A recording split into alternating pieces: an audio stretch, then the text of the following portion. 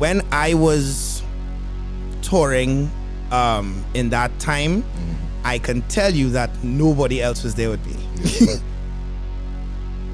I didn't just say soca mix, dancehall mix. I said I want each mix to have a personality. Each one of them was designed knowing that one day I'm going to turn these into events. I got the call, actually it's my sister who called me, and she said, you know, there's an opportunity for you to perform in Times Square. Time is not yours. Time is an illusion. It is actually the greatest currency you have. It's the thing that you're given. You don't know how much of it you have to spend, but how you spend it determines its value. I feel like I could contribute to my culture and the Caribbean in another way. So I've done the DJing, I've done the events, right? And now I can do it with songwriting and production. Yeah. No, but there's a funny story. I almost listen. This is true. These are these True stories. story. Let's go. Hold What's on. this? You're supposed to end this, but wait. What's up, y'all? It's your boy DJ Busby, and from the time you hear the voice, you know it's only up from here. Now, ladies and gentlemen, every podcast I come here and I say this will be a legendary episode. This will be a monumental episode. But today is an honor. The person I am sitting here with today, I'm going to give you guys some context of who this is, right? This is somebody that is arguably the biggest DJ in our soca industry. 1. 2, somebody who's changed the way we listen to soca music. He was doing stems before Serato was doing stems. We have somebody who's changed the way not only that we listen to soca, but the way we party to soca. He's reimagined a lot of the things we enjoy in this industry. Many of you have been to many of his events down the line, and many of you could also agree with me that he has some of the most top tier brands in this world. And a lot of us in this industry look up to him as inspiration. So today, ladies and gentlemen, I am honored to welcome our special guest, somebody who I have looked up to for a very long time in this industry. He's not only a DJ, but as I mentioned, an event planner, a producer, and many more hats that he wears that we'll talk about today.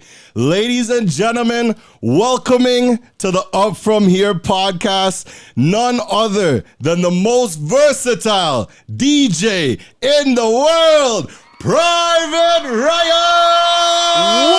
Listen, I need to hire you as my intro guy, like all the time. Like that was legendary. Real boxing bro? ring kind of. Yeah. We'll make it happen, bro. I want to say thank you so much. First of all, thank you for your time, because we know your time is valuable.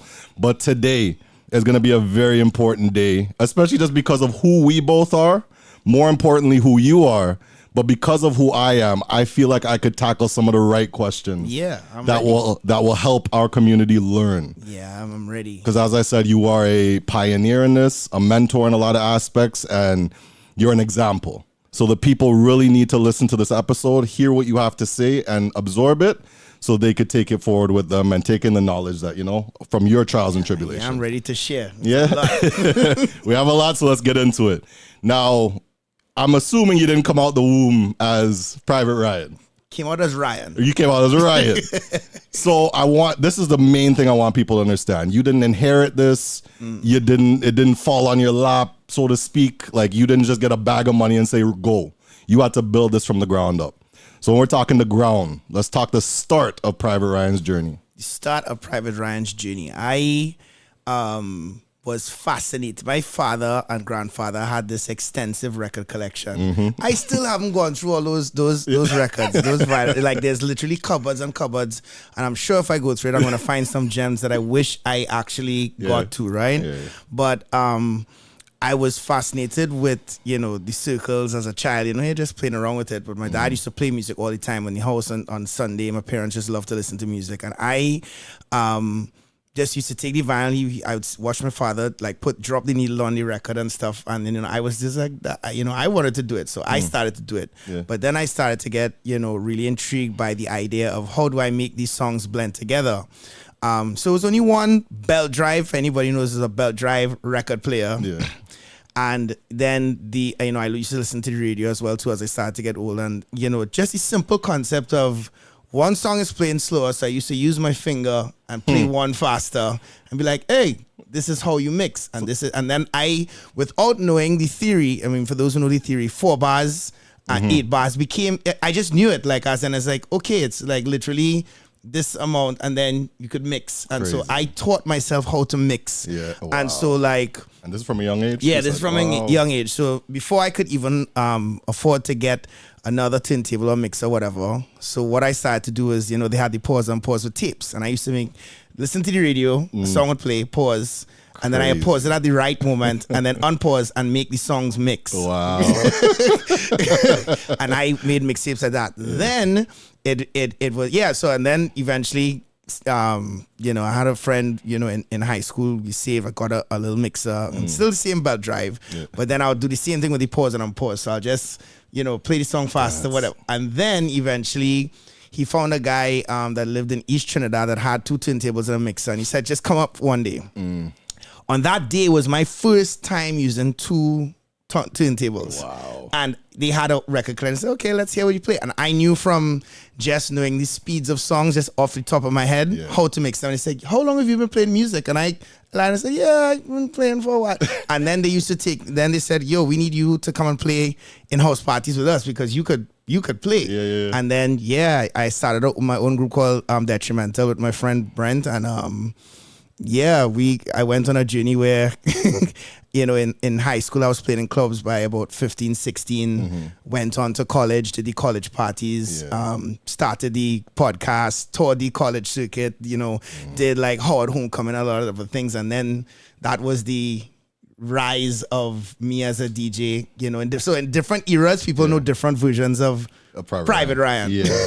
No, but then those are very important ones, especially kind of knowing your journey. Talk about how important that college circuit was for you.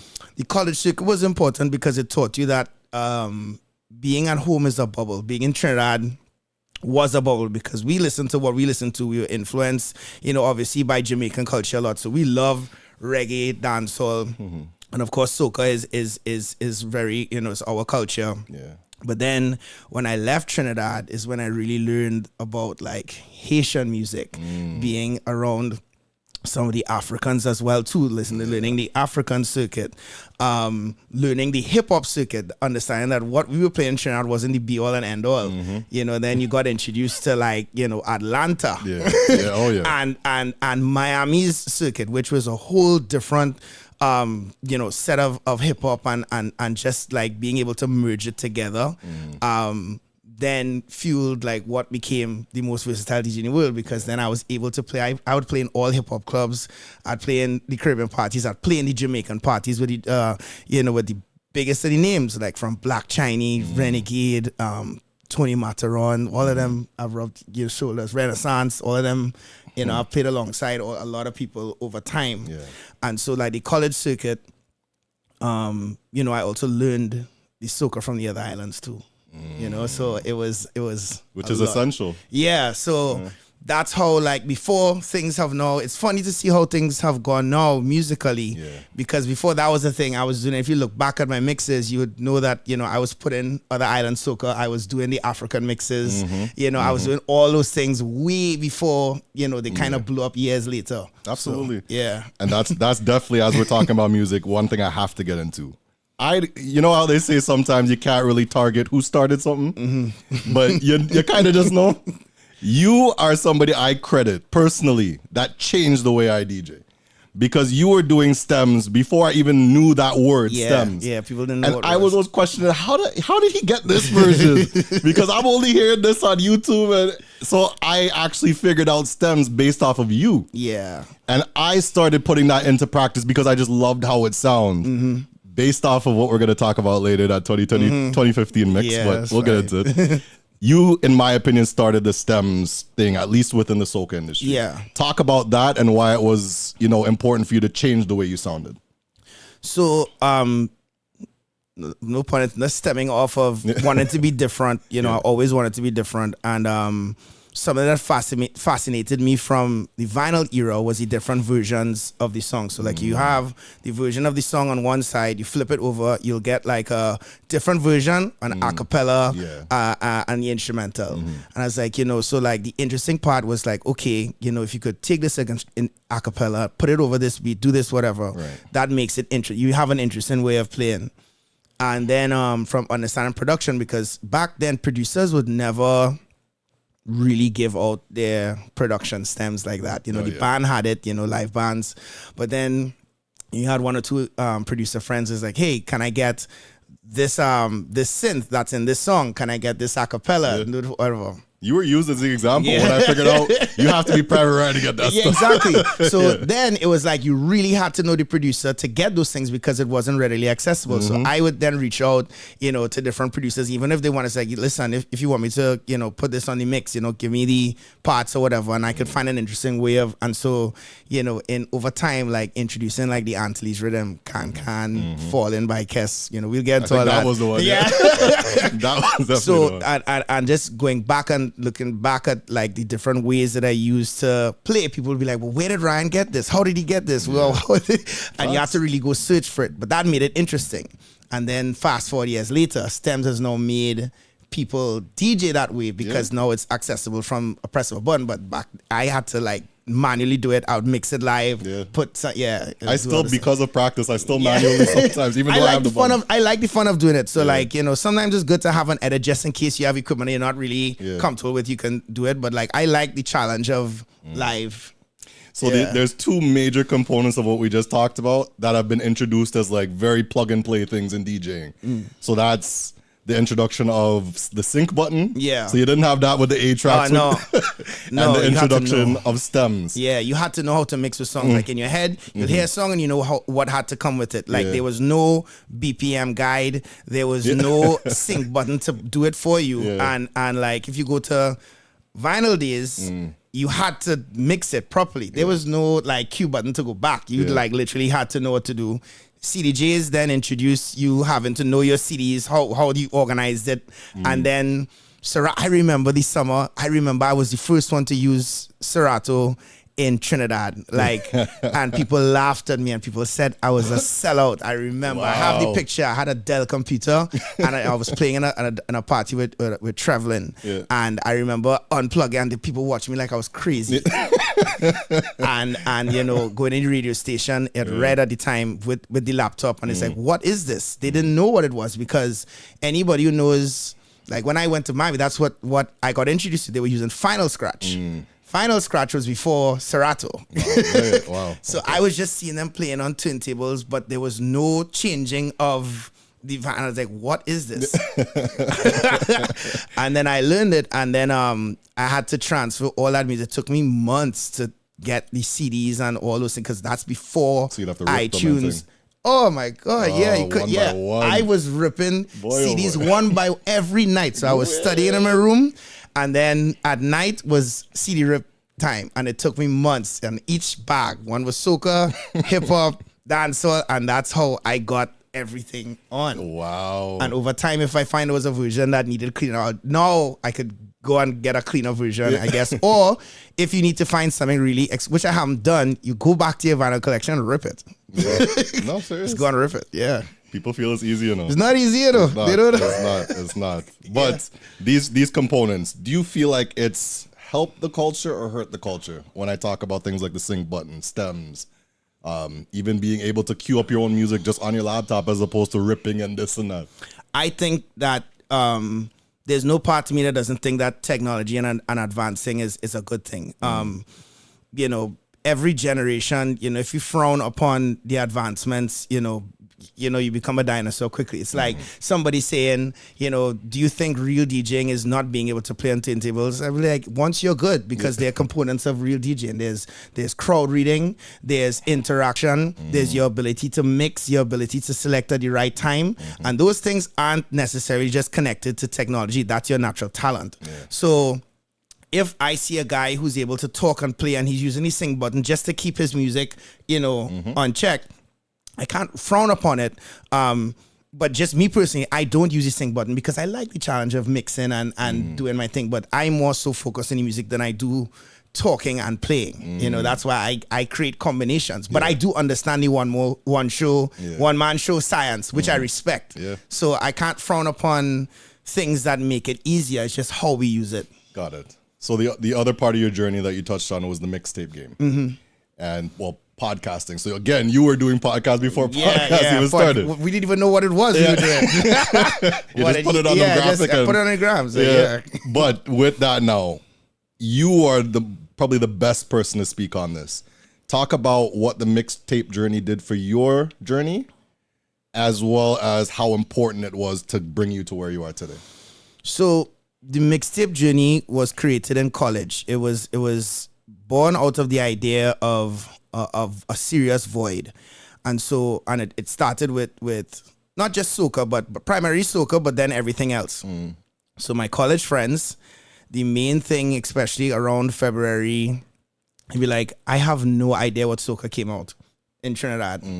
But I would always be listening or trying to figure out. So I'll be collecting. It's like, need to find a way to share the music. Like, how do we make the carnival experience better by educating them with the music somehow? Yeah.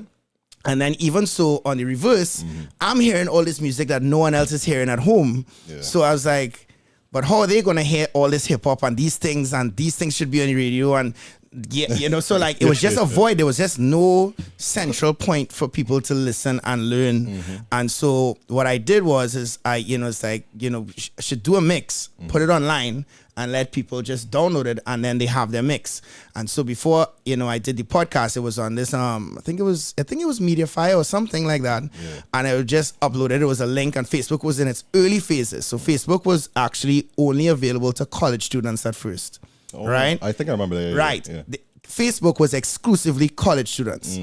So what I would do is I'd put it up, and then they had groups, and then as soon as you post something in a group, it went out to everybody. So everybody knew that this mix was out. They'll download it across all the colleges or whatever. It's like, I know the new soca. Oh, I heard this dancehall mix. And then Facebook opened up, and then, I was able to spread. And then now, there's only a certain amount of bandwidth that you were given, right? So it was running out. Wow. So then I'm like, I have to find a way to get this out to more people. And one of my techie friends put it on this hosting site, which is basically a podcast. Yeah. And like that right, basically. Okay. And I added SoundCloud as well too, so there's two places you can get it. Yeah. And that site then opened up the world because I could upload more longer mixes, and then within that dynamic is how I created, to get to the other part of it. I didn't just say soca mix, dancehall mix. I said I want each mix to have a personality. So when I created Soca Brainwash, and at the time Soca Sampler, which turned into Soca Startr, and it was I Love Music, which turned into Press Play, Africa, each one of them was designed knowing that one day I'm going to turn these into events. And that was young me just thinking far ahead. It's like, I could turn these into moments. Create the moments in your mind before, and then, they'll come to life. And so when you look at the events that have become the signatures, Soca Brainwash, Soca Startr, Soca Baby, Press Play, Summer Bunny, Spring Chicken still hasn't come to life, but it's coming. If you look at the history of those mixes and how it's come, I even did an R&B mix before R&B was a thing. It's called Rebirth. If you look up my history, I did an R&B series, and then pandemic happened, then R&B blew up. But if you go back, I already did those mixes. Wow. So you knew what you were doing before you did it. Yeah, it's just because I love music, and so it was something that I always wanted to bring to life, not just in being able to sit and listen, but also bring it to life in motion. Yeah. And of course, you've done a phenomenal job of that. One of your mixes a decade later is still being posted as if it's brand new. That is insane to me. You just posted something yesterday, if I'm not mistaken. Yeah. As a matter of fact, I have to do a set today that also features that era. Wow. Yeah. They're not letting you out of 2015. Yeah, they're not letting me out, boy. It's $20-15. They never let me go. Right. And as you said with DJing, there's multiple facets, multiple components of it. one again that you are the perfect person to speak on. Let's talk about your iconic samples. The Private Ryan, Attention, and the Thunder, whatever, Echo. Yeah. Oh, man. Talk about, I know there's a science, there must be a science too behind like why you chose for him to say your name that way. Yeah. Or why the attention is the way it is. Yeah. Talk about like the science behind why you picked those samples and how you made them iconic. It was brand identity. So like again, if you listen, even by Jamaican culture when they used to use the sampler Renaissance, everyone had this thing. So I was like, I wanted to create something that is uniquely me. At the time, when I created those samples, well, there's a couple iconic things, right? So with the drops, Doggy Slaughter and I worked together on the radio. When Red just started, Doggy Slaughter and I had a time slot together in the middle of the day from 12 to 4, right? Every summer when I come home, Doggy Slaughter and I. And then one day I recorded a lot of drops, right? He did a whole set and we did, the Private Ryan, the Attention, in tune to the most versatile DJ, Private Ryan, whatever. And there was more than that, but the sound engineer, I don't know, he lost most of it. I kept asking him, can I get it? I want to chop it up. And then the only stuff he sent me was what became the most iconic. What? It was because there was actually more, right? Yeah, serious. So I don't know if he actually lost it or just was just like he was just like, yeah, hold this. And then I turned those things like Private Ryan, Attention, the most versatile DJ in the world. And I did that. Yeah. And then next to that was now the British voice, which was like... The one who keeps telling me about my girlfriend? You love you? Yeah, exactly. Yeah. So what happened was I said, okay, so I have the iconic male. Let me do the iconic female. Yeah. And then I turned her into like the softer personality, but it's piercing because she's not Caribbean. She's British. Right. And so like, when you hear it, it's like, that's Private Ryan. So now when you hear that voice, right? Exactly. It's like, that sounds like Private Ryan. I've stayed away from those voices because of that. So when you hear mixes that talk about enjoying this mix right now, listen to it. But that's all those are templates. The templates for the mixtapes, when you hear certain things, it undeniably came from there. Because when I did it, there was nothing there.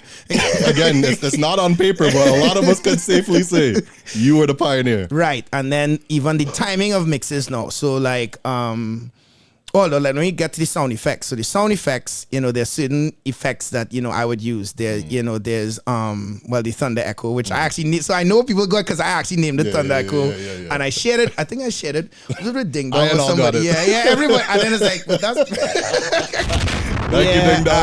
they have a little phase effect that, when you transition, that also is there. Yeah. All those things. And then other things which... if you look back, I actually found a video of it. I'll show it to you after. There's a mixer I used to use. So like now that everyone's using echoes, I was using echoes before, like echo outs, right? And where I learned that or saw that was actually being inspired by two of my biggest inspirations outside of soca, which would have been DJ AM and Jazzy Jeff. But Jazzy Jeff used to use the DJM 909. So it was this touchscreen mixer and on it had ducking echo. So like if you listen to my old mixes, you hear I have the echoes and the scratchings and that now is what everybody uses now, the new pioneers. But that mixing style, I saw it and then I was like, I want to implement that in how I play. Yeah. And then I put it on the mixes and now it's the norm. So a lot of these things, these are the untold stories. Yeah, and this is why this podcast is here. Yeah, so the using of the echoes, the acapellas, the stems, the sound effects, the drops, and then the timing of the mixes. So like, now it's a norm for people to put out like Miami Carnival mixes, Trinidad Carnival mixes. So like I was doing Bienvenido long time. Before, I was doing Soca Brainwash and Soca Sampler, which went to Startr. Now everybody does a preview to this, whatever. The summer mixes, which, I still do. And then, African music blew up. So now there's a lot of Afro mixes. So, it's just been a journey. Like to see everything where there was a void and now it's just populated. It's crazy. I have to big up Barry Hype because he once told me, like, Private Ryan, if you really map out his model, he taught us the game.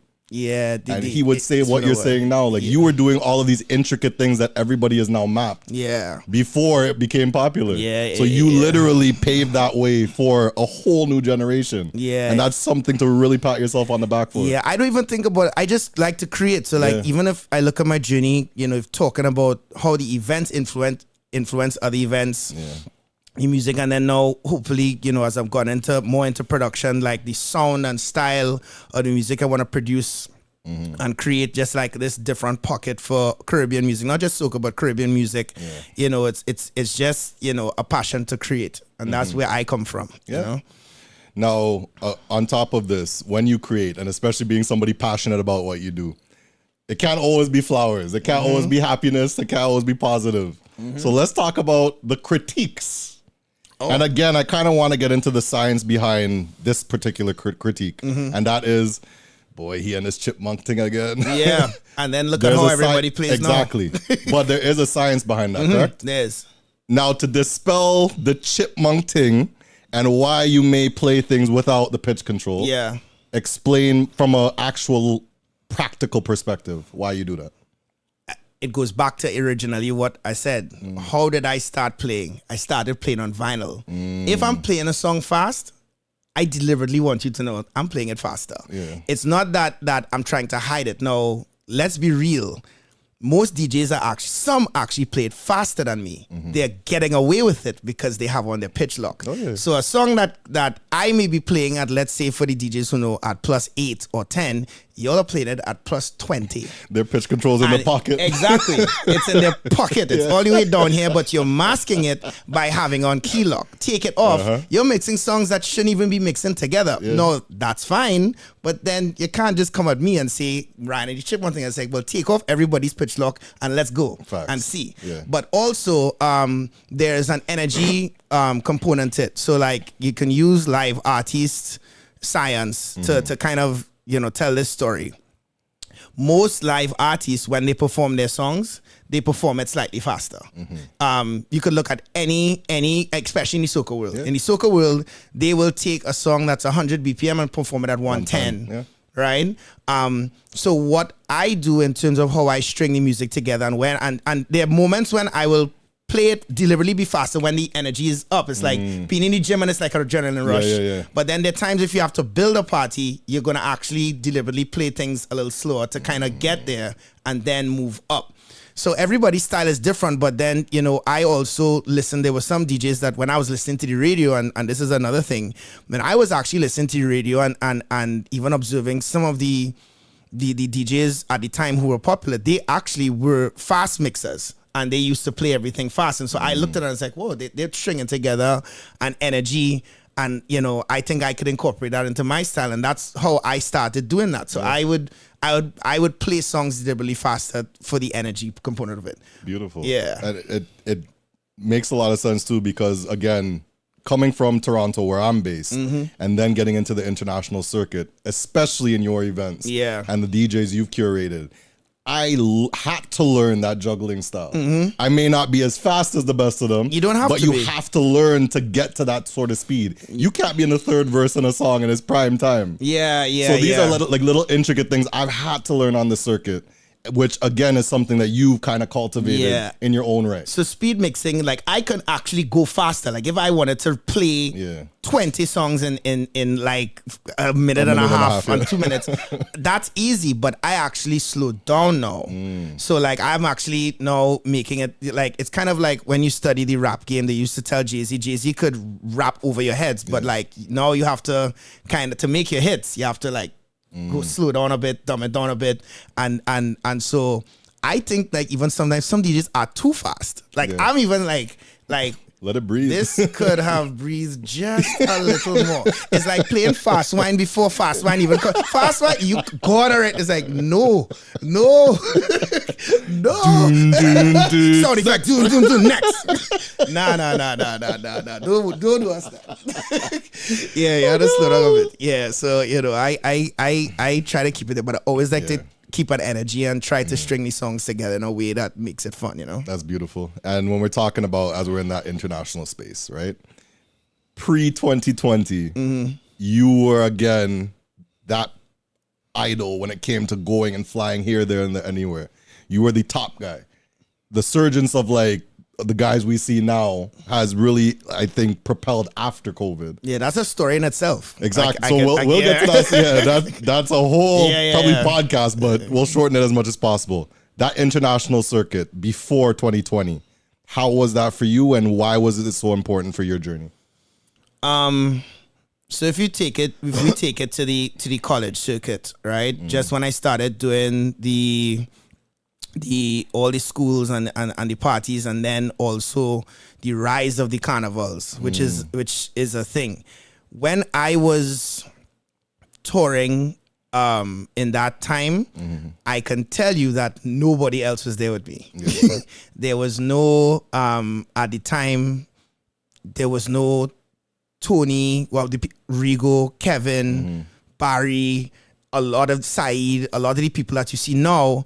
I was there on my own playing in these carnivals from Jamaica. I would go to Barbados, the early days of St. Lucia. I literally was part of the DNA of the rise of a lot of these things. So what happened is that, I was also in school, and then after a while, like when people would call for me, I couldn't make it. And I would say, you know what? Take this guy. I've seen him. He's good. One by one, the references started to work, because then now you started to see some people then go into the events. The only person I could say in a big way that I saw in some of the places I was on big respect to him was Back to Basics. So like he was also somebody that was going and doing things and around, and then we weren't even friends yet, but we met up at one point, and well, that's a whole story about how we met.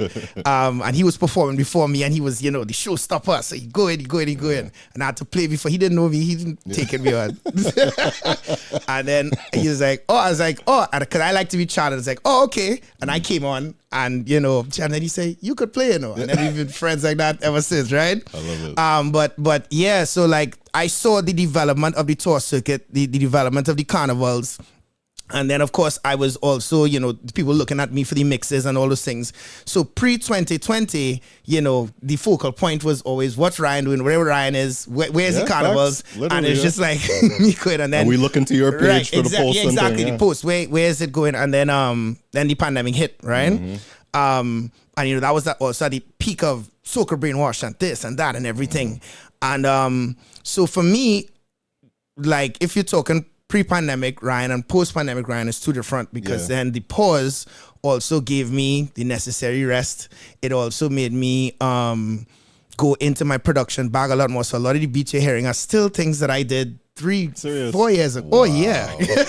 I have so many things recorded just because I used to make a beat or two a day, turmeric water. All those things was literally sitting on a porch and just coming up with ideas, naming it, and then just going into the bag. I discovered Mila as a talent, all those things, like even other things that are to come. Like there's so much I could say about, that and what now is going to be the end result of where I hope to take things like from musically, events, DJ, like as an individual, charity, everything. There's so many things just, brewing. And you have that sound that I think is something capable of bridging the gap. Yeah, so like we want to bridge the gap. We want to get, I think it's important. The legacy is not about just the past, but also what is to come and what paves the way for others to come in. So like even now, you like look at the dynamic of what's happening. In my opinion, like even the legacies of some of the top MCs and DJs who have now gone on to be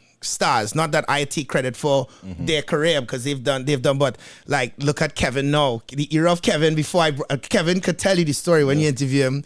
When I first worked with him, I brought him on stage. Nobody knew Kevin in the soca world like that. But I brought Kevin on, and then it was like a boat ride or something. No, it was Soca Brainwash. No. Meaning when you first saw Kevin. It was a boat ride. Yeah, it was a boat ride. J Upscale said, take a look at this guy. Yeah. And then I was like, okay. And then I saw Kevin, and then I if you look back in the footage of Brainwash, the year 4 or 5 in Trinidad, he came and he was on stage, but he didn't mic with me. It was Barry. Barry was the man at the time. Yeah, I remember that. And then you know, like in Miami, Kevin came on stage with me, but Kevin, he's so accustomed playing with his own laptop and his own vibe. He went on stage and did not know what to do, right? Wow. Years later, look at what he happened. Figured it out. And he'll tell you this story. Yeah. Kevin created that persona. He said, this is never going to happen to me again. Then Kevin created the persona that he became, as in, I will be the antics, the stage, whatever. It's like nothing will fluster me once I'm on stage. And I'm just going to entertain. And Kevin Crown became Kevin Crown. That's holy cow. I'm telling you, these are the things I know Kevin good. Yeah. I don't even know all that. Once you get a chance to talk to Kevin, tell him to tell you the story of that. He tells that story all the time. He said, yo, that's how I created this stage persona, and that's why we have seamless energy. People think we rehearse, but that's just me and Kevin freestyle. Yeah. On the day. But when you have that kind of chemistry. But we intend to practice soon, so we're gonna get better. These guys out here getting awards and things, but they have better to get. Yeah. As we're talking pandemic, one thing I could personally say I appreciate when it comes to you about that pandemic space and time is getting to see you in not only a human light, but a comedic light. I did not know you were that funny. So we're sitting there watching these IG lives all 2-3 in the morning. Yeah. Somebody iPad on.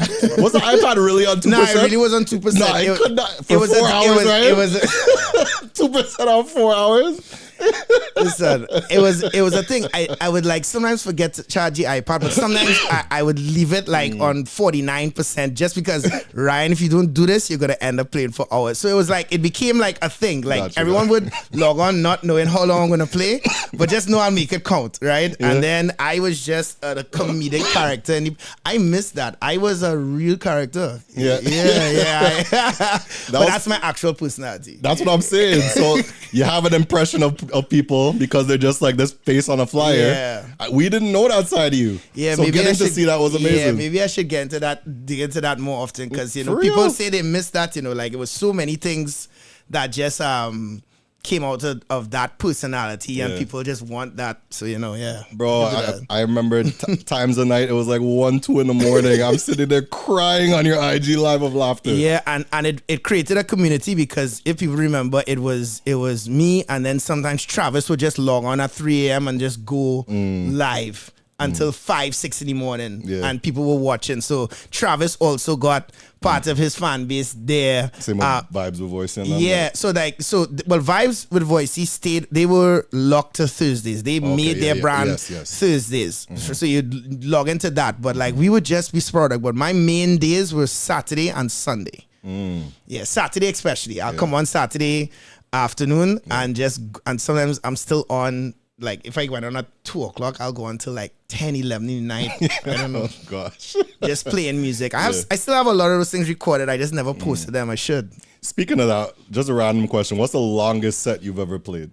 Live in a party? Both. Like either on a stream, live in a party? It has to be a stream, boy. Because if I played in the pandemic, I did a 7-hour straight already.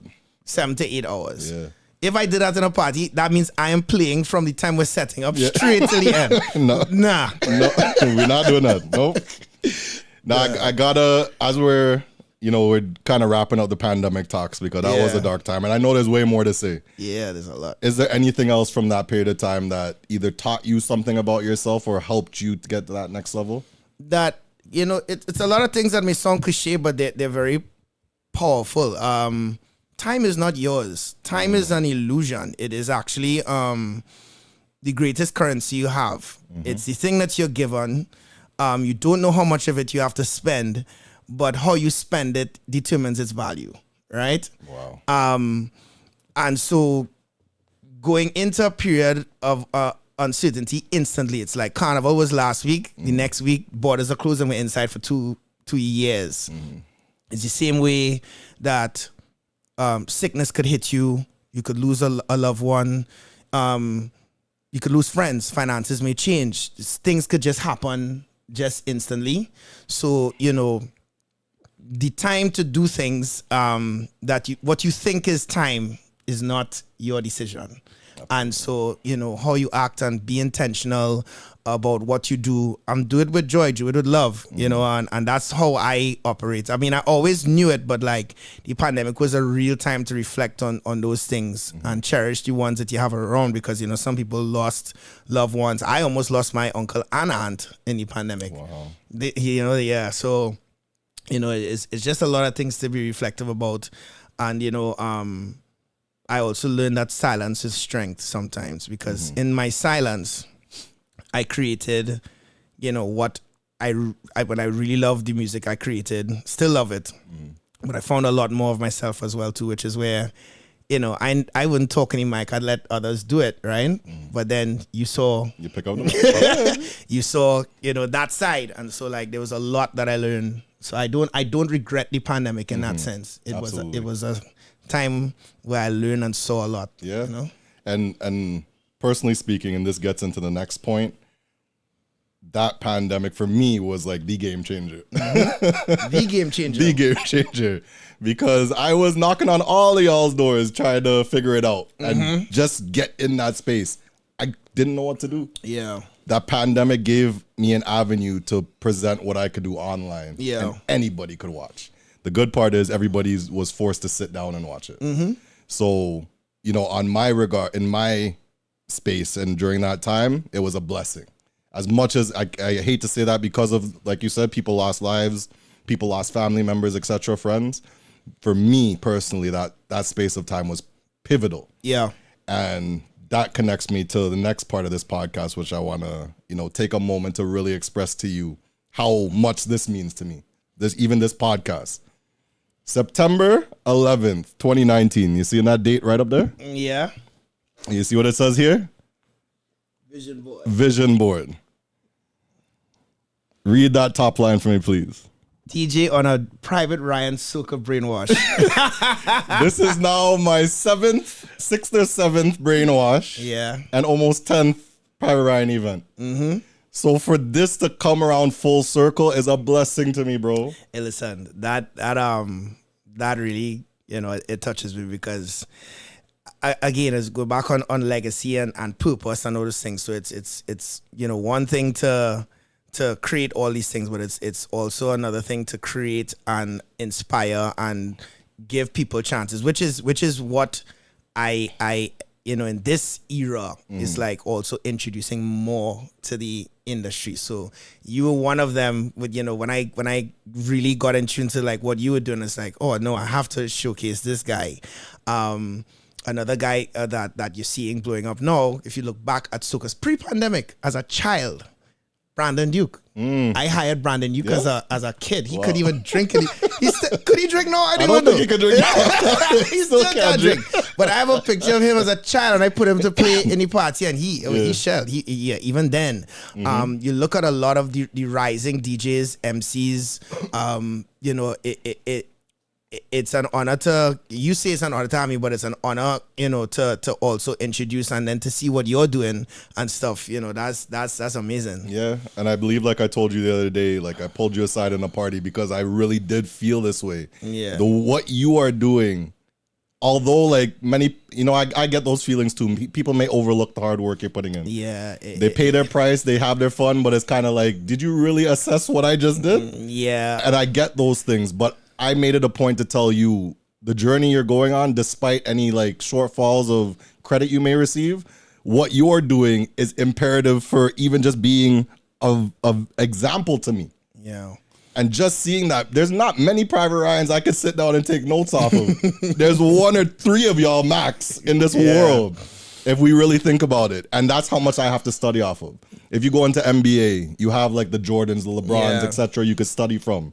You don't have many in this culture. So what you're doing is not only a amazing task on its own, but what it's inspiring is now growing this industry to a level that, like, we don't even know where this is gonna go. Yeah, as my mother said, the sky is limitless. You know, people say the sky is the limit. She's like, no, the sky is limitless. We haven't explored it all yet. Yeah. You know what I'm saying? Like, you know, we don't know what's, you know, in the depths of space yet. Yeah. We don't know what's at the depths of the ocean. You don't know. Yeah. You don't know. But you know, it's to keep pushing the boundaries, because, you know, there's a lot we as a culture can do, but sometimes we're our own worst enemy. You know what I'm saying? That's an absolute fact. Yeah. Now we're at about the halfway point, guys. So make sure to follow us on the YouTube, the Up From Here podcast. We're also on SoundCloud, Apple Podcasts. So make sure and give us a follow. This is the Private Ryan interview. This is all of those words I mentioned at the start. Legendary, historic, all of them in one. Now, the event space, right? And this is a passionate one of mine too, especially with the questions that I have for you. The first question I have, or not even question, the first statement I'll say when it comes to event planning. The one most common comparison I get is to you, and not for the reasons you may think or anyone may think. Everybody that's compared me to you always says, Buzz, you know what I find you and Private Ryan, y'all have in common? Your teams are very similar. As you can see, my sister Natasha is here on the boards. Yeah. I know your sister is very instrumental in what you do. My mom is extremely instrumental in what I do. My dad too. My niece, and I know your mom and your family is what I'm trying to say is integrated in what you do. Talk about your family structure in what you do and why that is so important. So, a lot of what, you want to accomplish is rooted in trust as well. You have to have not just people you trust just in general, but you also have to have trust in like being able to close your eyes and then they will get things done and they will get it done no matter what. In integrating my family, which at its core is my mother, my sister, my dad to a lesser extent, but he's not like on the event side of things, but he has an accounting firm and we help make sure the accounts and everything in order. But my sister, she was working a day job at the time when she was brought on, but then brainwash and these things, if people don't know, it takes a lot to get it to the end result, right? This does not take 2 months of planning. It takes a year. A year plus. Right? So while the current Soca Brainwash, you may be enjoying it, the wheels are starting to turn for the one that's the following year already, right? Which we could talk about in terms of timeline so people really understand what goes into it. Yeah. So just to get to that, my sister, being the worker bee that she is, and of course very loyal because brother, sister, we agree and then sometimes we disagree passionately. Everybody knows that, but like it's from a place of we both want the best for what needs to be done, so it needs to get it done. The same with my mother. So like I like that I was able to empower them, because my mother is a retired CEO, so like she's still active, being part of the business as well. My sister, she's my right hand when it comes to doing the major events and stuff, and then from that building out a team that then we can work and do things globally because it's like it's a lot to do an event somewhere else in the world almost every month, which is where we're kind of at now. The only few months that I don't have something somewhere. I'm trying to think of a month I don't. And I don't think I can. It's like, from February straight down to December, there's something else we have to do. Yeah. So in having your core team being the people you trust, it makes it a lot easier to be able to also scale, because then we could collectively identify the people who we need to have in place to do certain things, And so, I love having my family part of my journey as well too, so I could, bounce ideas of my sister, whatever. I know that even if I say, listen, keep that to yourself, I know it's your sister. It's my sister. She's like, all right, cool. So as you touched on, that's perfect. The value adds of having your family in those spaces. On top of just those like value adds, do you think there is a reason you would choose those family members over, like, let's say a friend or professional? I think it's tricky because, it's not everybody can have their family in their business. Yeah. I would say that because not all your family members are people you can trust, and not all your family members are people that are good in business. True. So it's not an automatic that's my sister. Because you are this, you can do this. True. No. It's because you are who you are and you are capable.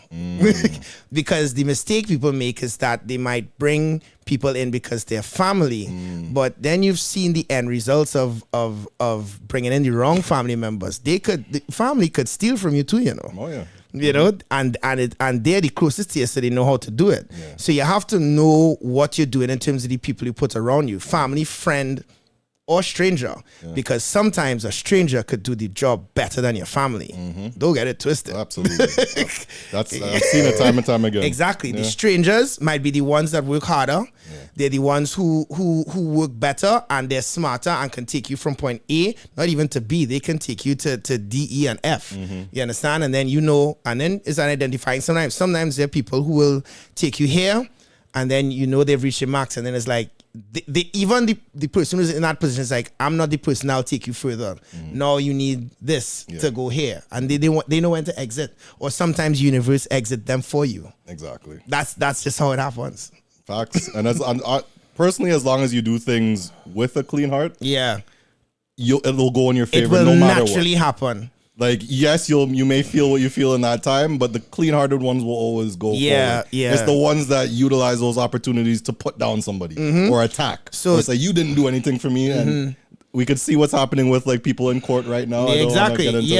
Much, so the universe will exit those people for you in a lot of those situations. Some people try to take advantage of you. And, it's just part of the process of industry, of success and life. There are people that will be in your life for a certain time. And the hardest part is accepting that time is over. And some people, they try to hold on to that sentiment of what it was. And you just have to realize that it was what it was. And now you have to progress. A rocket doesn't get to space without shedding weight. Beautiful analogies. Yeah, you're right. Now, when it comes to these events, as I say, I've now gotten into like the general aspect of the space. I could see a lot of what needs to be done, and especially from a Toronto standpoint, as you would know, it is very difficult to do. Yeah. But saying all that to say, the fact that you're doing it on such a wide scale means you must have an amazing team. Yeah. And you're able not only to do incredible, huge projects in Trinidad, but branch those out to different territories now. Talk about, let's start with Trinidad first, right? This is your home. You are able now to do 7 events within one carnival. Ryan, after 2, I need my bed for a week. How are you able to do 7 events of your own with a team in Trinidad? And what does that take? Advanced planning, it's trial and error. When going back to like only doing Brainwash, we learned how to do Brainwash because Brainwash that type of event didn't exist. And then me having the vision of creating this week of experiences, which is varied. So at first, the idea, was Startr and Soca Brainwash alone, right? Startr was always the welcome event on Thursday. Soca Brainwash was the festival event on Saturday. But then I wanted to find a space for Soca Baby, which is Soca Baby was actually introduced in the 70s theme Brainwash. So it was Soca Baby stage, Brainwash stage, the main stage. And then I kept the Soca Baby stage, but also made it its own event, which is now on the Monday.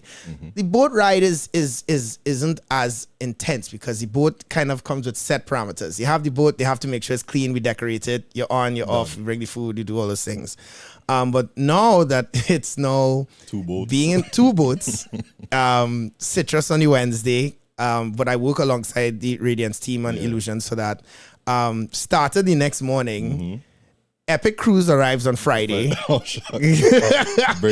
Brainwash. I see y'all got rid of the after party. It was more so venue, to find a venue that was close, right? Because that venue that we used the last time now closed down, right? Then Imagine, and then Monday and Tuesday on the road. Wednesday the cool down with Epic, which I still, and then Thursday post camp relief. How? No, I'm saying it out You're loud. tired already. But we, as I say, like even now, using the time to really plan these things way in advance, understanding who's doing what, understanding, okay, this is how we're going to, this team is working on this team is working on that. And then, I don't want to call main team, but there's a collective that has to work on Brainwash, because Brainwash is a build out that from the Sunday before straight up. And people think, you have a week. It's actually set up a lot like in the later part of the week, because a lot of suppliers just be late because they're stretched. Yeah. They're giving all their thing to every party. Exactly. Yeah. So it's really team management, project management, and scaling by putting the right people in place, which is where it comes to capability. So I'm not going to put somebody just because you're my friend and you're looking for a job. No, I need you to be good at what you do so that, you do well, I do well, we all do well. It has to be collective responsibility. Genius. Now, out of all those events, we have to pinpoint and talk about Brainwash. Again, knowing a bit of your journey, Brainwash wasn't just something you woke up one day, said, I'm going to do this, and it just happened. There was maybe a little fight back or questioning, will this work, right? Yeah. So was there any resistance when you first started that? I'll tell you. I one day, it actually happened like what you said. It's like one day I woke up and it's like, it was something in my spirit. I'm like, I think I want to do Soca Brainwash. I want to turn it into an event. And I remember like pitching the idea to some friends or whatever. It's like, I think I want to do Carnival Saturday morning. Yeah. And my friends, and this is something that is larger in terms of the grand scope of life in general. They all said that's not going to work. Like, people are not going to come out on Carnival Saturday. Yeah, exactly. In the hot sun when they have Kiddies Carnival and they have, people have to pick up their costumes and they have, all these things, right? And I remember like even, well, actually, this is the second step was I told my mother. And she said to me, if it's in your spirit to do it, go for it, right? I like you feeling that what you need to do it. So I went ahead and I did it. And I remember like even in the process of trying to get sponsors on board and stuff, I sat in the office of what I wouldn't call the company because they still work with us now. But I remember the guy at the time said, I don't think this is going to work, but we'll give you all some product and stuff, Okay. Anyway, fast forward. It worked. And then, every year from that point, Soca Brainwash has made strides. And you look at year one pictures, and every year when you look at it, you see the progression of the production, you see the new ideas, you see that, because the challenge with it is that it's never the same. So if something decorative worked one year, I may do Heaven, which is all white, and then do Wonderland the next year, two totally different, and do 70s. It reimagines it. And then the Asian theme, and then Western, and then birthday. So like every year it's reimagined. So when you come to, and that's in each territory. So imagine me trading out themes, because I come up with all the themes, trading all these themes and then having to reimagine it every single time. That's what keeps it exciting. You just have like a list on your phone or something, and you I actually put it down. So what I started doing, I don't even think people realize it, but then what happens is that it's branded post-pandemic. I started to do it as a year of, right?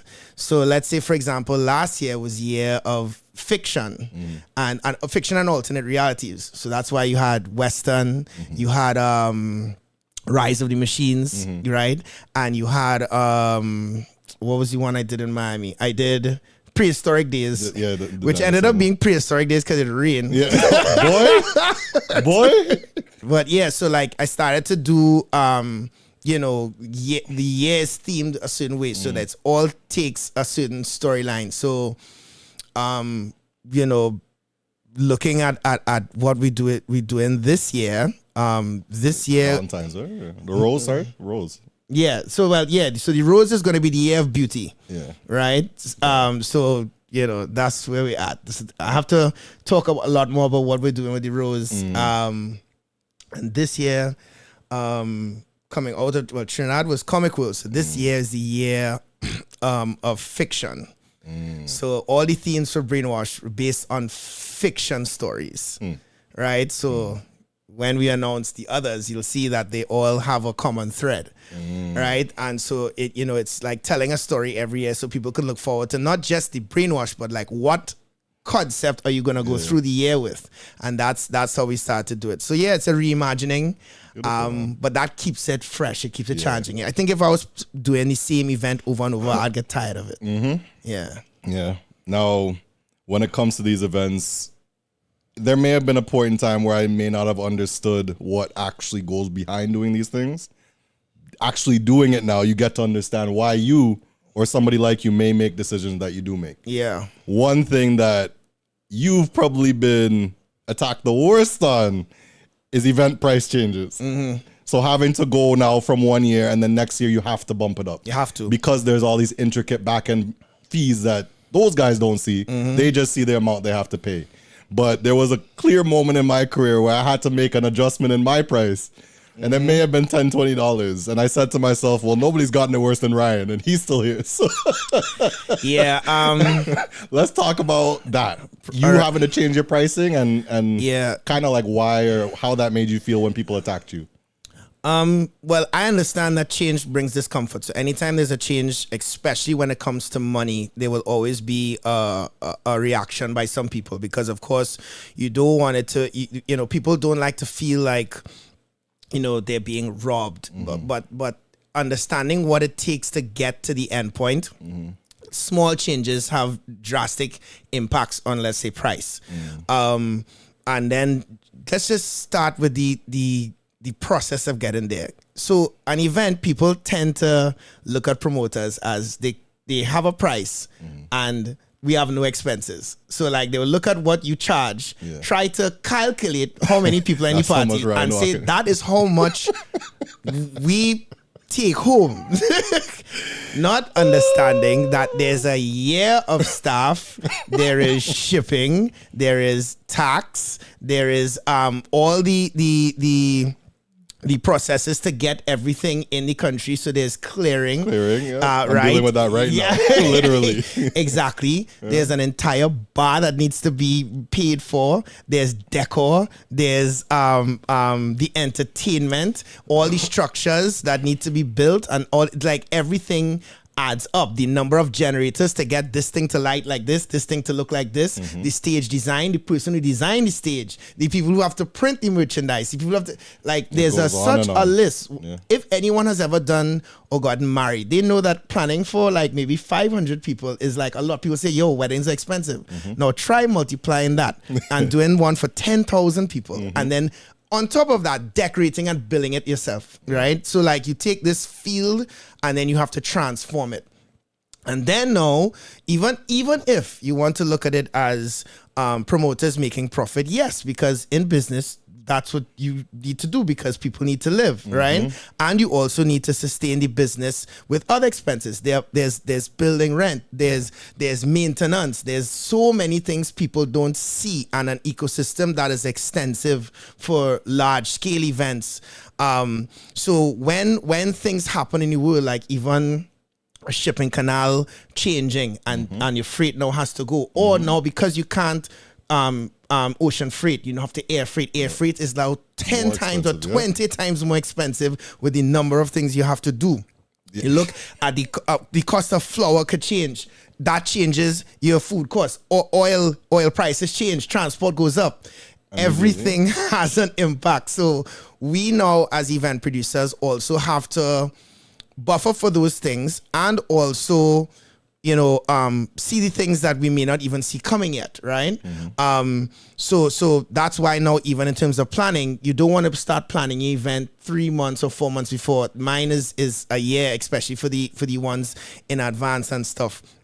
So the dynamics of it is that, and you look at everything in the world has gone up. So by extension, if an event has a lot of things baked into it, the price of it will inevitably go up.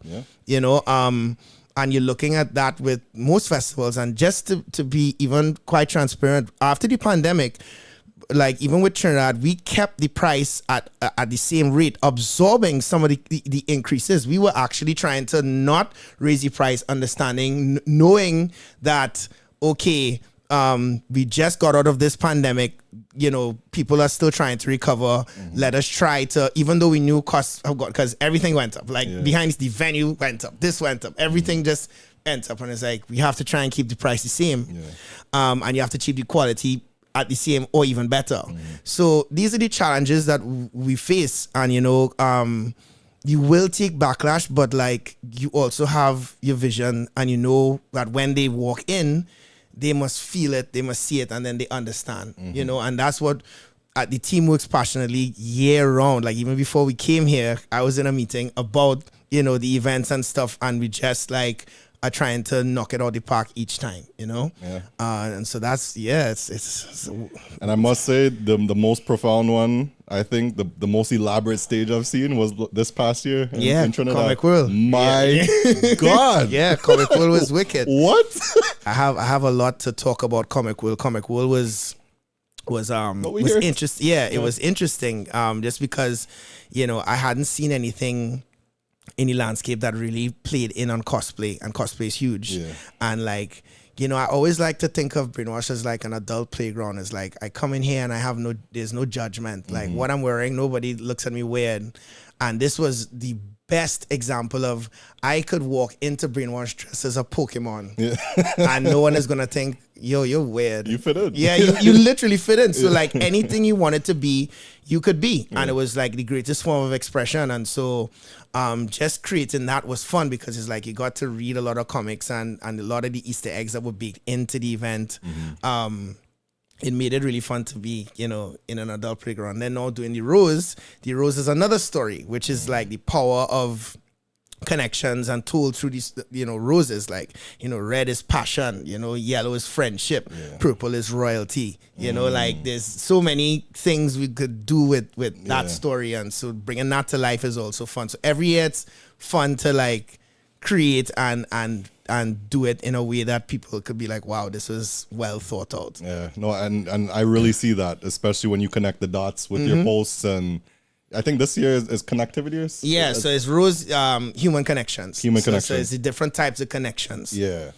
All of these things, like you could, it shows you actually pay attention to what you're doing. Yeah. And there's pre-thought. Yeah, there's You're not just throwing out a flyer and circulating it. There's thought. So, and the exciting thing too is like creating the other events besides Brainwash, because all of them have a different science. All of them have different thought processes. When I'm creating Soca Baby, I'm not creating Soca Brainwash. When I'm creating Press Play, I'm not creating Tipsy Parrot, which is another event that I do. So like there's and then creating new concepts, because I still intend to introduce new concepts. You know, some will come to life in the second half of this year. Yeah, nice. So, you know, it's just exciting to entertain people in different ways, you know. Yeah. Now, clearly you're very passionate about what you do. You work very hard on it. Something I've noticed about you, especially before like we even started like speaking or working together, what I would notice, and I have a problem with it myself, is when people critique your stuff, or if you have 1,000 comments, that them two that are the bad ones, Private Ryan will definitely be responding to those. You know, funny enough, I've never been like people would look at when I comment on some things, but it's not because I'm upset. Yeah. You know what it is? You can tell. I'm actually just showcasing why you're not making sense. Yeah. So I will respond in a way that, you know, is actually just enlightening you, and you can do with it what you want, right?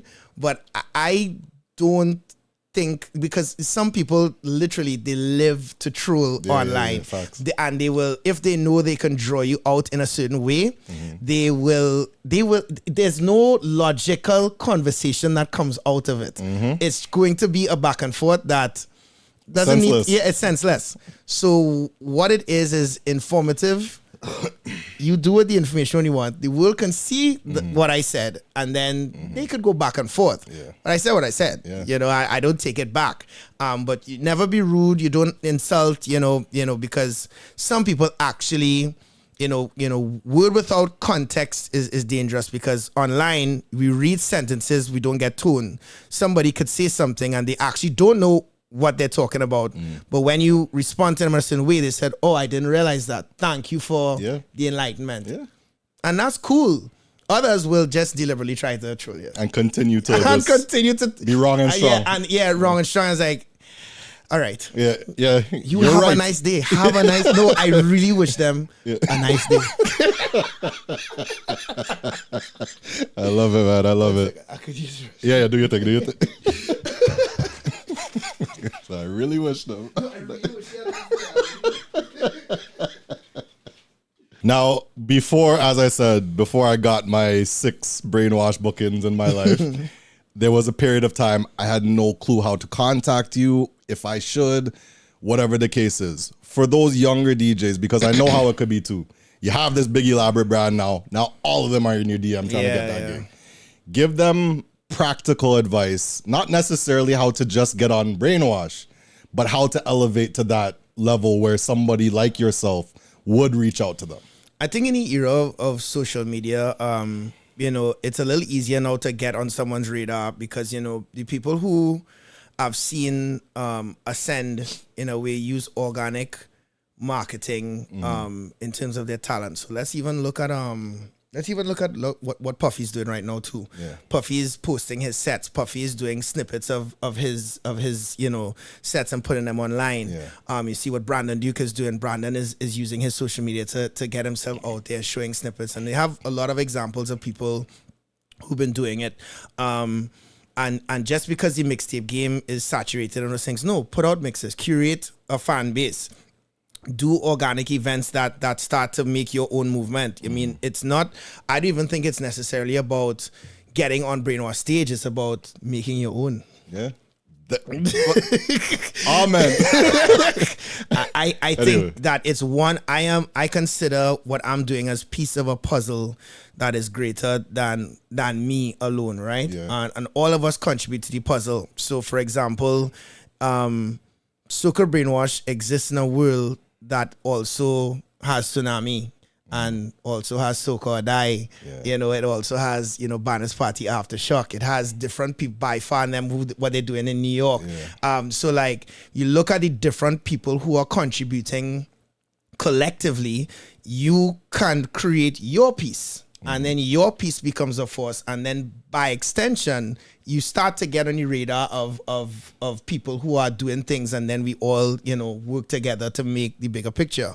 But in terms of like, if you're just talking about directly me, it's like I'm always searching for new DJs and talent. Like I'm looking right now. Literally. I'm looking at the people who you know may not necessarily have the name yet, but they definitely have the talent. And so you want to put them on and you start them off on certain events. Because I will say that getting on Brainwash stage, you know, I've seen people get intimidated by the stage. They don't know what to do when they get on the main stage. They literally sometimes they freeze because it's like when you have all those flags and all those people in front of you, like it could become intimidating. And then you believe that, oh my God, it's my moment to shine. And then the first instinct is that they rush. So now they want to play all the hits. But like when you think of it from a event curation standpoint, it's like you can tell your story without having to play party in the first 10 minutes of the... You can tell the story by playing other things. Why don't we, you know, play some others? You could play Marshall Release or something. You could and argue it in a way that makes people jump, and people will be, funny enough, people will be more impressed by that because it's like, wow, this DJ played different to everybody else and did very well. So, you know, I look at those things, people will be able to tell a story and piece it together in a way where, and it's not about fast mixing. It could be someone who's mixing, but the way they're doing it is keeping everybody engaged and moving. And so that's why, like, even in terms of what we spoke about, it's not necessarily being the fastest. It's about what and how you tell your story and you owning that style. That's what people would hire you for. Absolutely. And you hit the nail on the head, because I had a conversation with somebody I used to DJ with and stuff, and he was very adamant on getting this person on the cast. And I said to him vividly at that time, I'm not trying to book that person. I'm trying to be that person. So instead of paying, and this is when we were very small, instead of paying all of our profits to somebody because you glorify them, let's internalize it and build something where we become them. And that was always my mindset. So when you said that, it just it struck a chord with me. When we're talking about that stage, as you're sitting here too, something I admire about you that I've never seen in this industry once is, you know, I was just happy to even be in the room, being in Soca Brainwash. But for you, and as busy as you are, to have taken the time out of your schedule, maybe around the 4th time I got booked, to make it a point to voice note me and say, Buzz, I know I keep giving you these early sets, but imagine I have all of these people that are friends of mine way before I even met you. Yeah. That I owe favors to. So don't think I'm just put. But the fact that you even sat there and gave me that guidance, nobody does that. Yeah. And that shows leadership, in my opinion. Yeah, I have to honor, and I try, because it's trust me, like that's the part that people don't see is that managing that as well too. You have what I call the legacy, and the legacy people are the people that you will look at them and say those are the top names, right? But it was a journey for them to get there. Then you have the people who are aspiring to get to that level where they are now lauded at that, but they're still working, they're doing their own thing. Then they're the newcomers that are trying to get it, and all of them collectively, when you do events, want to be on. And then if you're doing just one event, which is the blessing of me doing several events, I try to slot as many people as I can, and I don't repeat. So it's like, all right, Buzz, if you're here, right? Saeed, if you're here, this is your party. And so I try to, create an industry where it's like there's an ecosystem of DJs that can all eat and all showcase their talents. Yeah. But managing that is difficult because it's like all your relationships over the years, all the people that are aspiring to be, better on your cast or whatever. Then you have the headliners that also sometimes a different conversation is like, you have to play early. Because I want to put this person later this time, and so you have to manage all these things. I don't know early DJ. I don't know early DJ. You put me on that time, I'm sure you heard that many a times. Nah, but you cannot do that, right? But that brings us here. That part of it, I found a very serious struggle with, bro. How do you manage these personalities? Listen, I could laugh, because boy, if people already know, is managing all these different personalities. Everybody is not the same. Everybody deals with things, in different ways.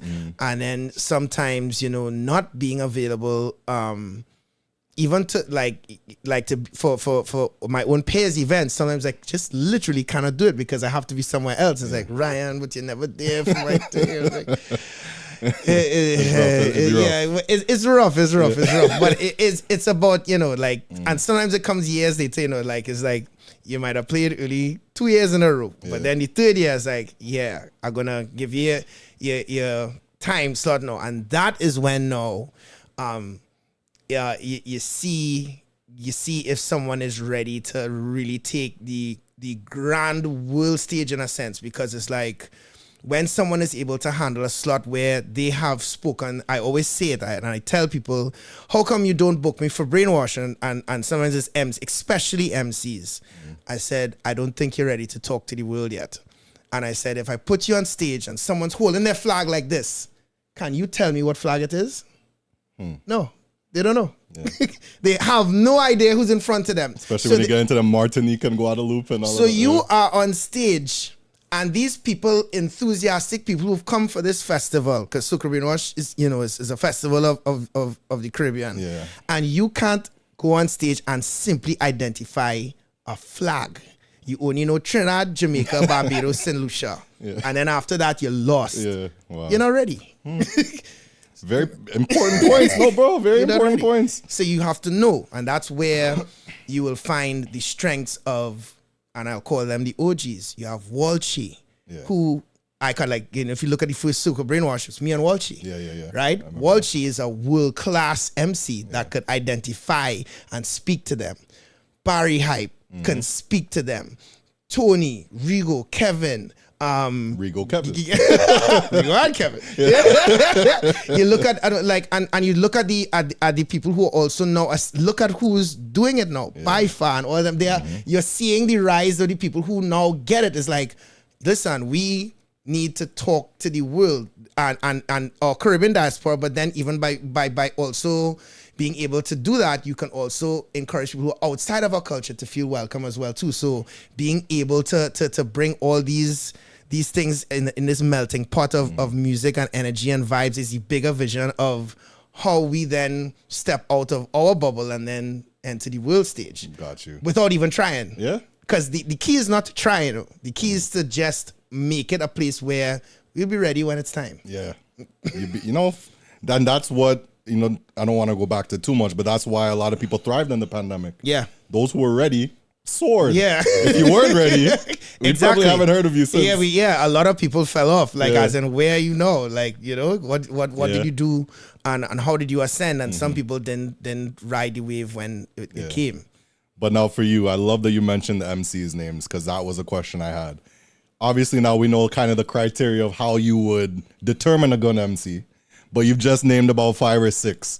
How does Ryan choose? This is the one I want for here, or this is the one I want for here. A couple of things. Rotation, so that, you know, there's variety. So you don't see the same show over and over again. But if I had to look at core competency of an MC, your ability to engage, your ability to read a room, so you know when and how to say something and when not, which is all equally as important. Sometimes it's important to just pull back and not say anything, and because less is more, and you let the music breathe. Especially working with me, you have to know how to do it. Clarity in speech. It means then that you are not locked into too much into your twang or your so like, let's say for example, you know, New York has a certain way of speaking, but like I always say, it's like there's a balance in being Brooklyn and being too Brooklyn, because it's like when you're trying to talk to people who may not understand you, they need to understand your words, you know. So like even in your dialect, be clear. So like, and that's interesting because every MC I named is from somewhere else, but when you put them on stage, you understand everything that they're saying. That's important. Knowledge of music. It means then I must be able to step on stage, and no matter what is in front of us, you can deliver. So even if I'm in a soca set and I'm thinking reggae, dancehall, Afro, R&B, whatever, I must be able to seamlessly do it, and you must be able to go on the journey with me because you're just that fluent. It's like a language on stage. It's like we're here and we have to deliver to the masses. And even if something does not go right, they never let the audience know. The audience will not know that something is like fluid. You know? So there's so many things in terms of being and then of course, as I said, being able to speak to the world and those things. It's like there's a lot of things that goes into an MC is very important, but good MCs actually, there's very good MCs are actually scarce. There's a lot of great DJs, but the MCs now are the ones that we need to work on elevating a bit. And that's why, like, specifically, I had Tony Cross on this podcast and made it a point. I had Barry on this podcast, and it was pivotal that I mentioned those things. Like, we need more MCs. Can you guys give guidance on how to even elevate in this game? Because I could see that void. Especially being, I literally, kind of like how you mentioned how you started MCing in the pandemic. I personally MC'd out of necessity. I could not find somebody at home that I personally could like mesh with. And there were good ones, or are good ones that like are legends in the scene, but they may have their dynamic duo or whatever the case is. I never had somebody, so I had to learn. It's not because I'm very nervous. Like I'm a very but as you settle more and more into it, and you know, it's with me too, as you settle more and more into it, it's like you start to develop your voice, your personality, and everything just starts to roll in that way, you know, in terms of then you become your entity and it becomes identifiable. You know, identifiability is another thing. Be yourself. You could be inspired by others, but then an important thing is, what are you? Who are you? What makes you different from the other? Because, you know, it's the same with DJing, right? We all have similar music on our laptops. But what makes you better than you? Playing music is actually like sex. I'm telling you. Yeah. I think we actually have a podcast and Barry Hype said the same thing. Playing music is just like sex. The act of sex is the same. How you do it matters, right? So like if on paper, it's us on stage playing music, but what is it makes your style, how do you make me move different from the other person? And that is where there's average, there's good, and there's great. And that, ladies and gentlemen, is how you get a soca baby. That's how you get a soca baby. I love that you talked about, you know, you have to kind of separate yourself and be the best. two hard pressing questions for you. Is that right? Two hard pressing ones. First one. You are self-proclaimed as the world's most versatile DJ. Okay. Out of all of your peers or anybody in this world, is there anybody that can give you a run for your money? That you think? Versatility? Yeah. Or even could remotely give you a run for your money. Who would you say is people you've looked at? Like, wow, yeah, they kind of versatile too. Oh no, they have like, even in Toronto. Like, look at even Jester. Yeah, like, right at home. Yeah, like Jester could play a whole slow jams party by himself. Yeah, you know, you look at like people like that you know can play. Look at how Puffy's in the mainstream scene too. Like no, so he's doing, you know, Haitian party, Afro party, soca party, whatever. You look at man, there's so many. There's even in Trinidad. Look at Kerry. Kerry is really good. Overdose. Like there's so many people now that you see are implementing other things into their sets. Yeah. Like the game, like even though, as we said earlier in the podcast, my mixes and my style was built around playing other things. Now, everyone who studied you and after the template was set, they've now come up and they're like, yeah, we're playing everything too. So it becomes level playing. So no, but it keeps you on your toes. There's nothing wrong with being kept on your toes. That's what keeps you active. Sharp. It keeps you sharp. Like I think I play better when I get challenged. Like as in challenge me. Yeah. And you have to be good at that because the reality of it is that especially DJs who have met you before or they just don't care and they just wanna they will deliberately go on before you and try to play all the hits. They will go on and it'll just be all the hits. And experience is what gonna get you out of that. Exactly. So you have to be good at that. Like I've just random. I've curated, like I've started to curate sets where it's like you could go play the top 10 right now before me and purposely do that to try and sabotage me. But I will have crates that you probably don't even have in your laptop. And I know I can mash up this party with it. Yeah, exactly. So you just have to know how to use your tools to then please the people, which is why going back to the statement, music is like sex. I think I might be the title of this one. When it comes to the music, so I remember the question I asked you about the most versatile DJ, if anybody can give you a run for your money. I'll ask the same question when it comes to shirt wars. Nobody. Ain't nobody. There's nobody. I find like somebody who is a shirt wars king came very, very calm today, you know. I came neutral. I came in black. It was deliberate. It was just like, you know, I'm just gonna wear black today. I'm not gonna wear no shirts. Understood. That's for the party after this. Yeah. The party after I'll wear a shirt. It's pressed out on the bed? Yeah, it's already it's there. It's ready. It's ready. Okay. One thing I've heard, or I think I've spoken with you about before, may have been in a conversation, is WAV files. I've heard, I think from Kevin Crown, your laptop is full of WAV files. Yeah, I have a lot of WAV files on and you know it takes up more space. I know. But the reality of it is, especially when curating the festival event, which is Soca Brainwash, the types of venues and the types of systems that are used are expensive. And the music sounds exponentially better when you have a WAV file opposed to MP3. Sometimes the MP3 files are too compressed, so it doesn't sound as full. So like when I go on now, especially my productions, I play my productions as waves. So like when you hear anything from So Sweet, you're hearing the punch. You're like feeling it. It's like, yo, this is sounding wicked. Even the turmeric water. When second star one. Yeah. When you hear those like as waves, it's like, oh my god, this is it. So you know, I again, in terms of preserving and making sure that I give the people an experience every time, it goes in all details, including how I play and what I play. I'm not gonna shortchange and play some files I rip off of YouTube or something. I'll really try and get it, and like if I can't get it, I'll go on and I'll try and buy it. Like that's how dedicated I am to this. Like if I can't find it, it's like, I'm just gonna get this. Yeah, it's hard to get. That's how it should be.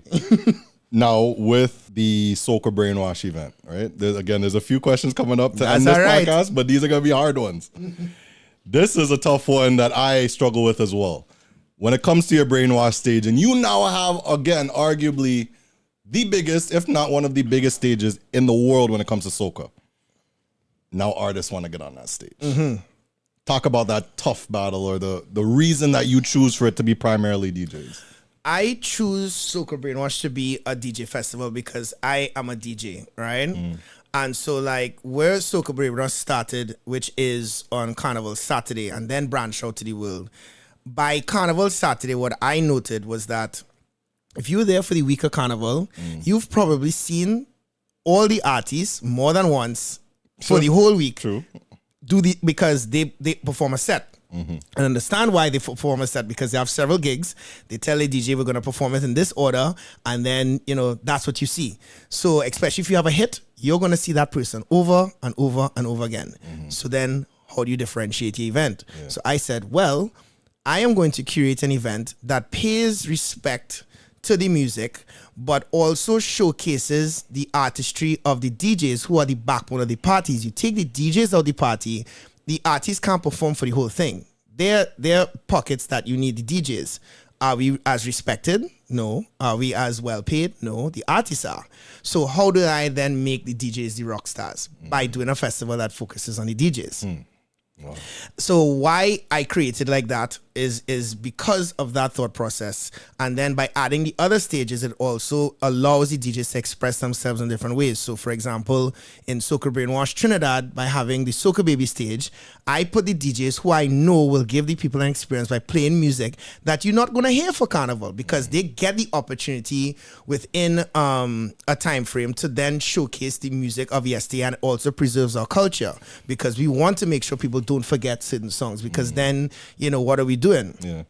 And then now on the other stage, we get to then showcase, well, okay, these are the trendy songs of from different islands. This is the songs from this year. Because when you're in a carnival, you want to hear your new music. So that means, you have that. And then like, let's say, for example, New York, there's the fusion stage. I rename it every year. And those showcase the people who confuse soca with Haitian, with Afro, with dancehall. And there's a taste for that, because some people who want to get that fusion, they can go by that stage. And that's where, I've put people like, put different people on that stage, from Travis Will and Young Chow, and a lot of them who, Stax, who's big in the Haitian world and stuff.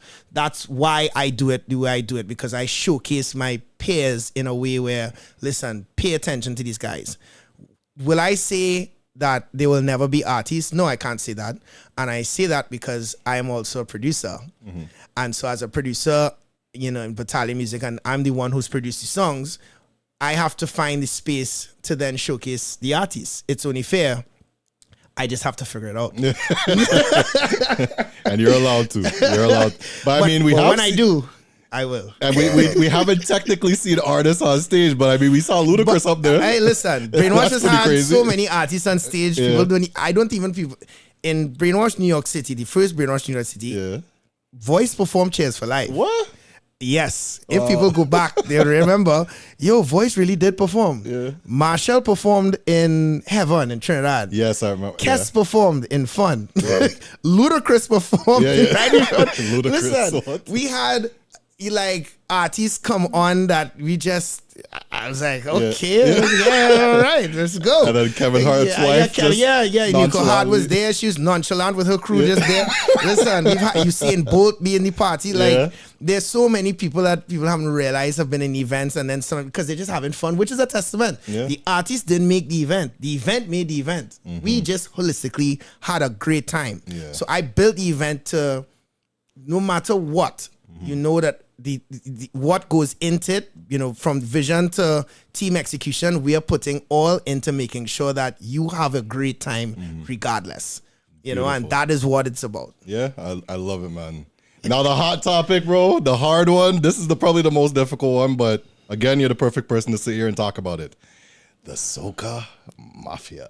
Soca Mafia. And some people actually think this is the president of it. So let's dispel all rumors. Private Ryan is here today, ladies and gentlemen.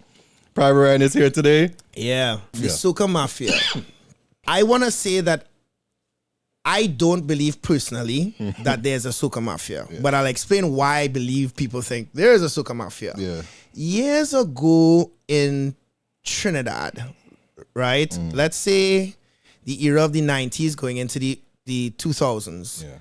Before social media, before Instagram, before everything that came to be, which makes it easier to get music out, people's soul and one of the primary ways of accessing soca music was the radio or hearing it. So when you have, like, especially with the lack of stations back then, when you had one primary station or two that then play the music, then there could be an argument that the program directors or the heads of the stations or whoever, or DJs or whatever, chose the hits and decided to push what they wanted to push, because there was no other choice for people to hear except when people, go to maybe the streets and the ground build certain things, which was the rise of, let's say, a Bungie Garland, right? Yeah. So then people say, okay, there's a Mafia, and people in Trinidad know the stations that were accused of it, so I don't have to get into it. Now fast forward, and there's a secondary problem. So back then, there was a lot of releases, as they always are for Carnival. But over the years, there's much more coming out in a specific period of time. Facts. So now, if you look at even the mixtape circuit and the radio circuit as a collective that now influence the listener, you have the radio receiving 600 or 700 songs with radio slots that are 3 hours long. So let's say you're a DJ, an MC, whatever, you're on radio for 3 hours.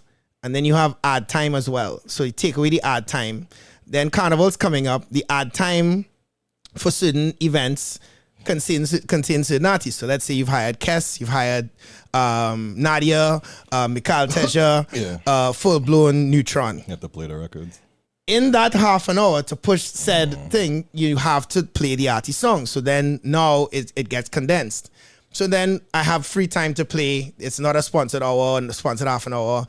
Now you are expected, or the industry expects you to try and push 500 or 600 songs at the same time is impossible. Yeah, facts. So what happens is that naturally DJs start to select the songs, especially the ones that pick up traction first. They will then start to pick out the songs that they are going to run with. The ones that are not getting the play then accuse the DJs of being a mafia. But it's just naturally impossible to push everything at the same time. You know what I'm saying? And then in the mixtape circuit is the same thing. So I will do a mixtape, but I do research. But at the same time, like especially something like Soca Startr, which everyone looks at as the even sometimes more important than Brainwash, because Startr could literally influence the first wave of the season, because I believe the season goes in waves, right? That first wave is what people are going to be like, let's see what Soca is sounding like this year. Yeah, facts. Right? Yeah. And if your song is not on it, they will say, but he must be the Mafia. He didn't put my song. But then think about how many other people's songs didn't make it. They were like, I have to make it condensed to maybe an hour and 20 minutes. I try, but now it's harder because there's just so much music. And my productions as well too, which I have to like show to the world as well. It becomes a task. So that's where now the idea of a Mafia exists, where the problem is structure. People are trying to release music in the same time period and expect success, that it's automatic that when you release a song, it must be on the radio, it must be on every mixtape, and you need to post my song. It doesn't work like that. Artists need to also invest in their structures to then push your songs to the interviews, some visuals. Even if you can't afford a music video, something that's organic. Use TikTok. Use things to get people going and excited about your music. Even Problem Child's an example of that right now. Exactly. He's just using a cell phone. Exactly. I remember I walked by him in Japan, and he was on the steps doing a video for Let's Have Fun or something. Yeah, exactly. And he posted that on YouTube as a full, like, this is my music video. Yeah, like... So what are we talking about? Exactly. So, like, there's much more to it. So, but I am not saying, just from hearing the experiences of some people who have come out, that there are not some unethical people in the business. There's no way I could sit here and say there's not a DJ or a program director that may have said, well, if you pass some money or you do something for me, I'll get your song on air. I'm sure it happens. This happens not just in the soca industry. This happens in almost every industry.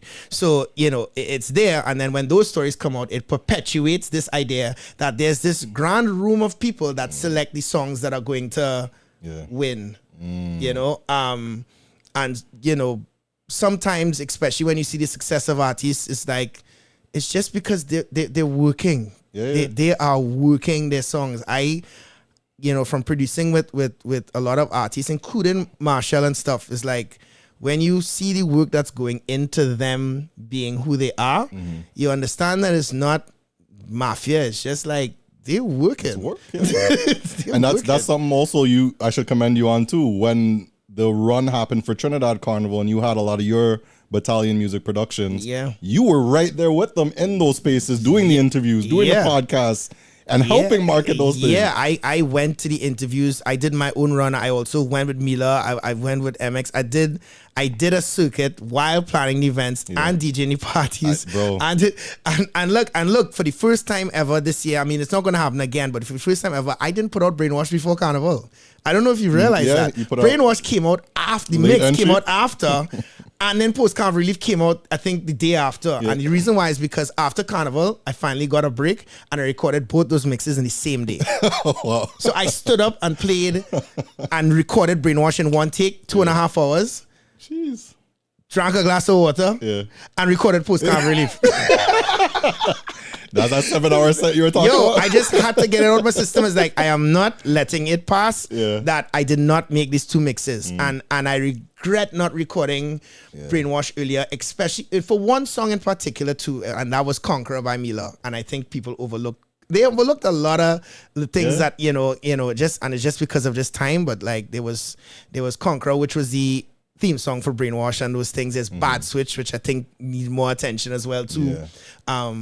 Sweet and Rude. There's so many Battalion music things that Absolutely, and it also, even that's another iconic Battalion. Exactly. And the way you play it too, it's being mapped. You can hear it. Yeah. So I like that, and people come to me all they say Battalion. So like they like it, So Battalion is another thing I'm working on as a brand in particular, and the music and the movement and those things. Some things will be Battalion music presented, not even DJ Private Ryan, because more about the movement than me. So. And before we get to Battalion, because that's something we definitely need to touch on, the mixes. Do you find that now wearing the producer hat, it has, I don't want to say like negatively affected, but it's kind of changed the pattern of how you would normally template a mix? Because I noticed you definitely had a something to say, I believe, on Twitter regarding people that would comment on like, well, this isn't no 2015 mix. And you're like, guys, you can't expect every one of these mixes everything can't be 2015. All right. So, people will be attached to different mixes for different reasons, right? And 2015 was one of those iconic years of music, and also the things that were baked into it, and the fact that it was presented as Soca Startr for the first time. There's so many things that made it what it was. And the music changes every year, and the sound changes. If you listen to Soca now and Soca then, it's different. So some people are still attached to the 2015 sound of things, and that cycle may come back because music is a circle, right? Yeah. But when we make the mixes, we collectively as DJs have to take what we're given from the season and then make it into something that you or the masses may like, because some people you have to present it to them in a certain way, even if you use a stem this way or an acapella a certain way and present it. It's like, oh, the Soca sounds good this year.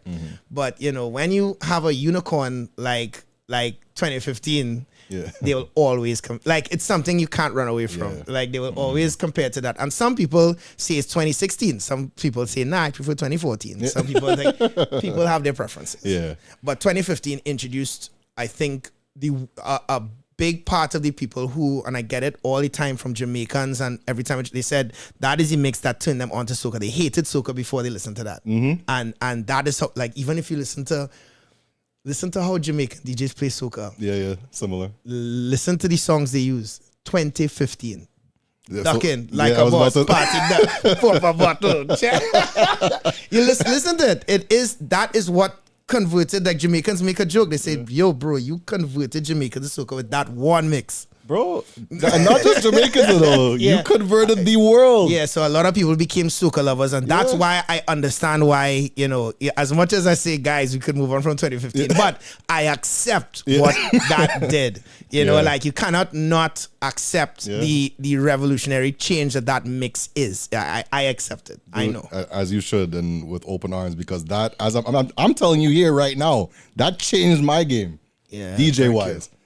Before that, all I knew was getting these MP3 records and playing song after song. Mm-hmm. That's just the culture I grew up in. But then exploring your mixes, doing the international tours, you changed the game. Yeah, and then making it drops, making it sound like a thing, like as in, this is a thing, so I can look forward to this every year. Mm-hmm. It's not like Soca Mix 12. Yeah.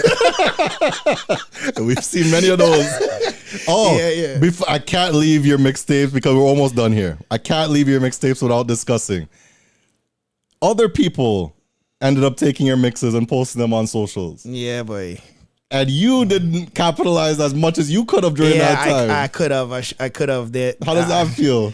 Man, that's rough. They posted that mix, and boy, they have all the views. Well, boy, that's the best I can tell you. Well, boy, no, boy, at that time I didn't take on the YouTube as much, right? But then it really caught up. Yeah. It did. It did. But you're here now, and I'm you're here still now. trailblazing. So I'll still do. No, I'm still gonna do things, and make sure that it gets its unique placement on the private Ryan Battalion pages, and SoundCloud and all those things. Good. Now we talked about New York, right? And you've done some pivotal things within that space. You sold out, I believe it's called the Brooklyn Mirage multiple times. Brooklyn Mirage. That's an iconic venue. I'm sure y'all have seen it on your Instagram. World standard event. Yes. World standard. Now, in New York, something very recent happened that, both you and Kevin Crown should be extremely proud of. And that was tackling the Times Square stage. Incredible. And you both received awards, if I'm not mistaken? Yeah, we did. Share a little bit about that story, man. Yeah, so I got the call. Actually, it's my sister who called me, and she said, there's an opportunity for you to perform on Times Square. And, she wanted to set up the meeting or whatever. And so, I had the meeting. I said, oh, no, this would be amazing. So, the concept was brought as a Fed in Times Square, bringing together all the cultures and everything. I said, oh, this would be amazing. And I said, I really think I should make more out of this, in terms of a show. And I said, I want to bring Kevin Crown on this, right? Especially him being in New York and everything too. So I remember I reached Atlanta in Memorial Weekend, and Kevin picked me up from the hotel, and I said, Kevin, I'm gonna do this thing on Times Square. I wanna bring you on this. He said, bro, sure, let's do it. Kevin is just gung-ho, right? All right, bro. I think he's landing today. Actually, we're working together later. Oh, and, yeah, and we spoke about it. We prayed before we went on. He said, we're doing this for the Caribbean, and shouts to the team. They were really the Times Square team. I am Caribbeaning. Oh, well, they accepted the vision, and then we did the Fed in Times Square. We represented in the heart of it. If anyone was there, they will know we really were in the heart of Times Square performing, and it was a spectacle because even the non-Caribbean people were just in awe. It's yo, this is different. This has energy, and all the non-Caribbean people came and was wow, I've never experienced anything like that. And I think those are the moments that are defining. I don't even think Kevin and I in the moment even internalized how massive that was for the Caribbean. And we're just looking to do other things like that showcase, our rich culture. You know what I'm saying? It's a time, the movement is growing. Yeah, man. It's time. Absolutely. And you're a pioneer where that's concerned. Yeah. You're one of the people driving it. Yeah, that was a moment. So, I'm looking forward to creating more things like that for the Caribbean, Yeah. And not to down the energy too much, but another staple from New York that we definitely have to discuss today. He was mentioned earlier. Back to basics. Back to basics. What up? Back to basics. What up? Back to basics. Yeah. Again, somebody who you just said was along like kind of parallel to you while you were trailblazing in the international and he was strictly in the soca, undeniably one of the soca kings, on the Mount Rushmore of soca DJs. Back to Basics is undeniably there. The people who worked alongside him are now even aspiring to rise in the industry as a DJ. Back to Basics is the one that I saw and that operated on the highest level of performance. If you seen Back to Basics like in those times, like he was the show. You know what I'm saying? He would be on stage, he'll give his all, he was the one, he was doing it, and he's playing alongside Kerry the drummers. Like he was just like everything happening, and like, yo, who is this guy? This guy is the guy. And like, he ran the circuit, he created Shine, there's so many Silent Morning. So like you see the template of Back to Basics, and he's a man that, I think anyone can say that, as one of the pillars of soca DJs, Back to Basics. Yeah. There's no question. Yeah. There's no question. When especially from a entertainment perspective, so not just DJ or not just MC, Back to Basics and Barry Hype were always my figures in this. Barry's another one. Like I could talk about all these guys because I've seen all of them in different. Barry's another major player. People that don't know. Barry has gone on tour with major. But I think believe it was you before. He did the engineering, right? And went on tour with these guys. He's still Rupee's tour DJ. Yeah. I actually brought him to New York. He didn't even work. If you see him, he got the award, but I brought him in to make sure that the mics were sounding good, everything was good. So I actually said, Barry, I want you to be my technical guy on the day, right? Wow. But Kevin was the performer, right? And he's just a loyal guy in general, and he's very powerful on stage. Like his voice. It's if you have to study a voice that just commands, like he could not even be talking loud, and someone who just projects. Barry could be talking softly and you hearing him across the room. It's like, Barry, why you talking so loud, man? But Barry has an amazing voice. But like again, like the study of all these guys and what makes them what they are, is interesting because like everyone is different, and so like even me as a DJ. Playing in a style that's like still being me but suits the MC. Yeah. And that is the fun part of it. Yeah.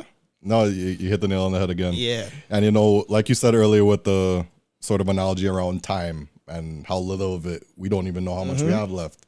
The world, especially the soca world, went through that shocking moment with Back to Basics recently. People, again, they may just see you and think of you as this idol or this figure and don't understand the human component of it. Yeah. That was an actual friend of yours. Because thank God he's in good spirits right now and getting better. But that period of time, talk about like what that did to you or how it made you feel during that time. It reinforced exactly what I said, that time is not ours, right? Because think about this, and especially how it hit with me in particular, well, with everybody. Yeah. But Back to Basics was on my truck in Trinidad. We just came out of Trinidad where we are playing alongside each other. He's there. I did the farewell party, which was adios with him and Tony and everything. We're in Trinidad, good vibes. And then I believe we were supposed to, it was Miami, right? He was supposed to come to Miami for an event. And that's when it started to do this, like, yo, Back to Basics was here, but like, I think he went back home. Right. Didn't have any details, but then everything started to come out, and it's like, but I was just I literally last week or 2 weeks ago was just, and that's what you start to understand, your mortality, health. You also understand that in this business and just in life, you don't know what people are going through. So you can watch people on from the richest person to the poorest person, or someone who's neutral in your eyes, but you don't know their struggles, and struggles are universal. This is not about rich, poor, short, tall, or race. It's like people go through mental health issues, people go through financial issues, people have problems with family, people have problems with their wives, their husbands, their children. People are suffering with illnesses that we don't know. They're struggling with it, but they come out with a smile. Our struggle in this industry, especially entertainment, is that people don't care. And why I say people don't care is because it's a weird duality. When we go on the stage, our job is to entertain. Our job is to make people smile. And because the people in front of you may also be struggling and they're depending on you to make them smile, not knowing that you might be dying inside. So we know often as entertainers, and we in the classification of entertainers, because this is not just about DJs, but the industry, we smile with pain sometimes because it's like the audience does not care because your job is to entertain me and bring me out of my misery. I didn't come here to hear yours. So when you hear people complain about, oh God, why we didn't come here to all that to sing your song? You see how you're wicked. There's one speech from yours, sorry to cut. There's one speech from yours I'll never forget. And that was Toronto for the first Brainwash. It wasn't this Brainwash, but the first Brainwash, when I think you guys lost that first venue, got the second one in the parking lot. Your speech might have been 35 minutes. 36. I never do that again though. But yeah. No, but that was a hard day. That was just imagine. No, that's, you know, as you said, because we were talking about comments and people are saying, God, because that Brainwash was supposed to be at Bandshell Park. Lost the venue like literally the day before or the morning or something. And I remember sitting in One King West with my team and was like, how are we going to do this? I don't want to cancel this event. I really want to deliver it, but like, what are we going to do? Like, we have 24 hours and we literally had to bring Brainwash to a parking lot and then make it seem like a picnic. I was there. Because that was the theme. So we had to buy full grass and get the benches and literally make it into this picnic and have the drinks and food still. And it came off, but it was so like at the end of it all, I was fed up. I was happy it happened. It was wicked, but it was just a labor of love. It was really just like, yo. And it kind of goes back to the unforeseen. Like, you have to buff or prepare for the unforeseen. You never know. Yeah. You have to change a venue last minute. What do you think has to happen? Correct. And then you see, like, you know, and that's why, you know, it's important to center yourself as well, too, because as you said, remember now, I am in the unique position. Well, you too as well know, right? But if you're in a unique position where you're creating the experiences and you're headlining it. So like you are not only the design of it, but you are also now the center point of performing. And that could come with some emotional stress because if like in that instance, when I was actively involved in trying to get that, when you're done playing, your mind just like, everything just comes down and it's like, that's where you get a 36 minutes. I shouldn't even expose my boy like this, you know. But I have a brethren, JKD. Yeah. We may have been 20 steps away from you when you were having that speech. My boy drunk off of y'all alcohol, you know. Ryan, just play a tune. Just play a tune, Ryan. And you talking, but it was hilarious. You said it's funny, but we get it. That time was hard. With that being said, obviously it could be challenging doing these events in different spaces. I would be remiss as somebody from Toronto if I didn't ask this question. I have a feeling I know what the question is. What happened to Brainwash Toronto, and is it coming back? I would say that it may come back. I just don't know when. Got it. Brainwash Toronto, just looking, and again, post-pandemic and pre-pandemic. So pre-pandemic and post-pandemic is two different eras. And things in Toronto got more expensive. And to do an all-inclusive event in Fort York or wherever we decide to do it, just became more and more difficult. And especially that it happens to be on Pride weekend as well, too, where resources, hotels are more expensive. Scarce, everything just piled on. And it's like, listen, I want to keep an event in Toronto, but it may not be Brainwash anymore. And that was a decision that we just had to make because it's just like, and then to, you know, the reality of it is Toronto and Canada at large is not programmed to pay higher prices for experiences. You know, so people think that when you're trying to charge, you know, 120, 150 plus, which is the bare minimum just to get it off the ground, like with all the things that are in it, is like they think that, you know, oh, it's too expensive. It's like, but yeah, what's coming with it? And then so now ask yourself, you know, if you want to target Brainwash, where are the other all-inclusives in Toronto now? Yeah, same price, if not more. No, I would ask again, where are they now? Oh, got it. You don't see them now, do you? Understood, yeah. Without calling the names of the brands, Got it. you don't see them anymore because of the same thing. It became expensive. It's harder. Look at the economy now. Imagine me trying to raise the price of Brainwash in an economy like this. Yeah. So like, it was like, okay, I am going to preserve the space with Soca Startr.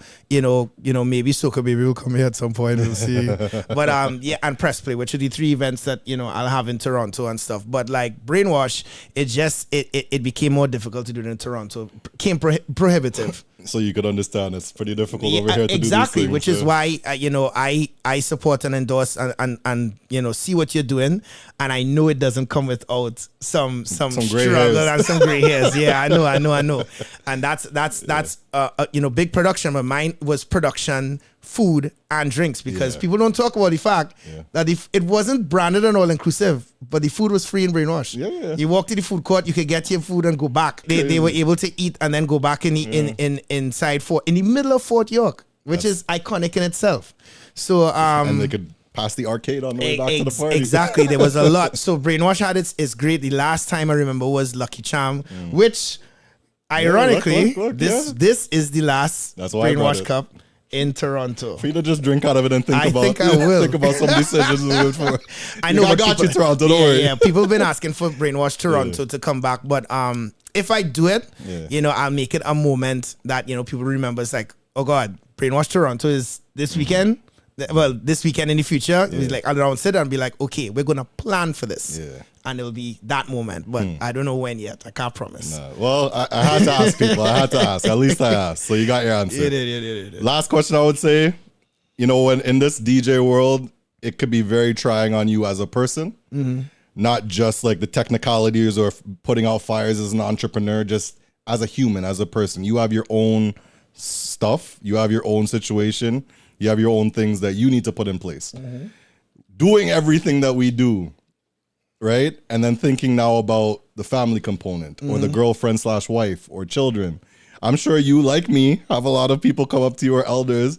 Boy, you doing so? Why you settle down here? Talk about that and like the troubles of maybe, or I don't even know if that's the case, but certain troubles that you may have seen trying to settle down in a space like what you're in. The part of the sacrifice, and sacrifice comes in many different ways, because this is a broad conversation in terms of sacrifice to make things happen, right? Part of it is your personal life. We spend, or at least I do, spend a lot of times in airports, in planes, in meetings, prepping for things, events, and it's a non-stop thing. You blink and then all of a sudden it's the middle of the year. You blink again, it's like October, and you blink again, it's December, and then now you have Carnival to deal with. It becomes very taxing because you are constantly in environments where you're on the move. You may be tired. You could develop anxieties. You can sometimes just be going on adrenaline sometimes, which is not healthy. So I'm saying that to get to the point of where I'm going to get to.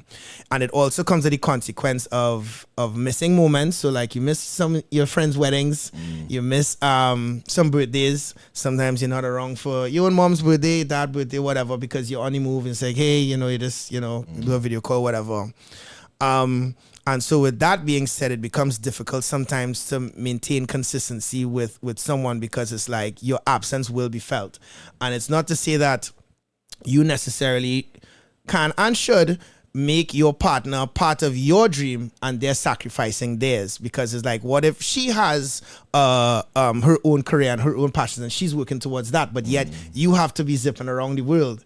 And then imagine zipping around the world. Like even this week, I'm here in Toronto, I'm in New York for Detour 4th of July, and then I'm in DC Friday and Saturday. Wow.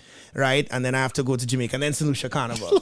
Now if in a relationship you have to find the time in between now to try and find a space, and it just becomes difficult because you're still in between that. Want to rest, you want to recharge, you have to prep, because I have to learn St. Lucia. Like this is the real things. I have to learn the whole St. Lucia Carnival season.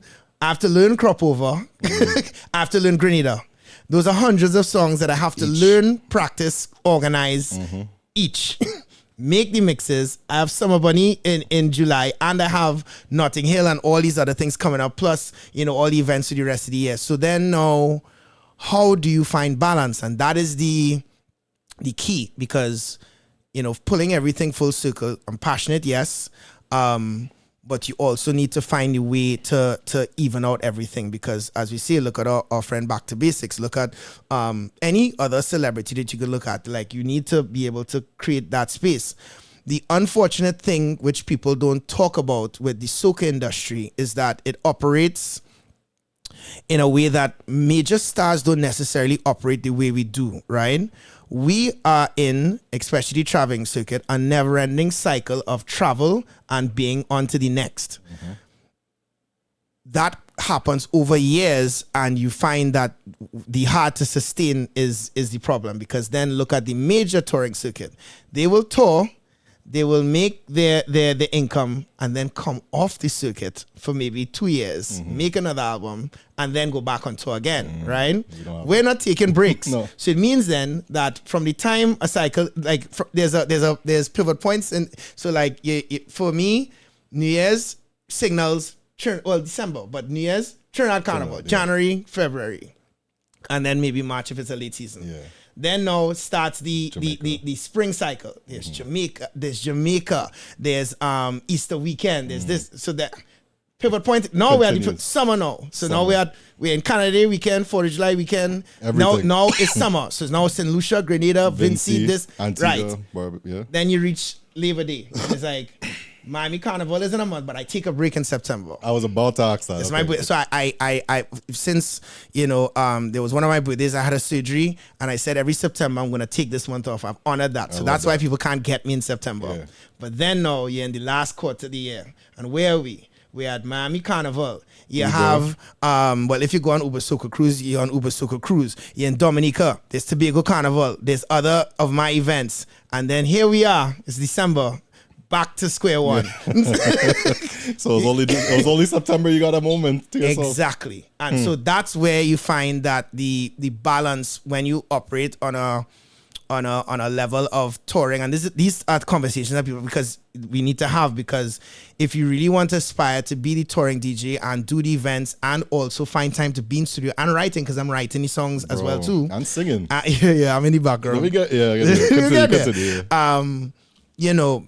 It's something that I am actively managing, and I have these conversations more now, and I speak openly about it because I want people to understand that balance is important. So while, yes, you have to work hard, you have to work smart, you have to make time for things that are important. People who are important, they may not be around all the time. You don't know, spend time with your loved ones, especially the aging ones.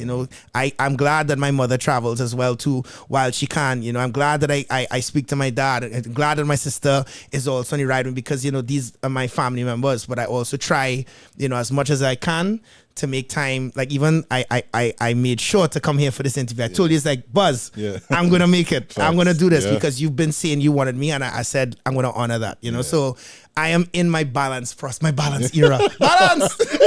Not one gal every day, huh? Not one.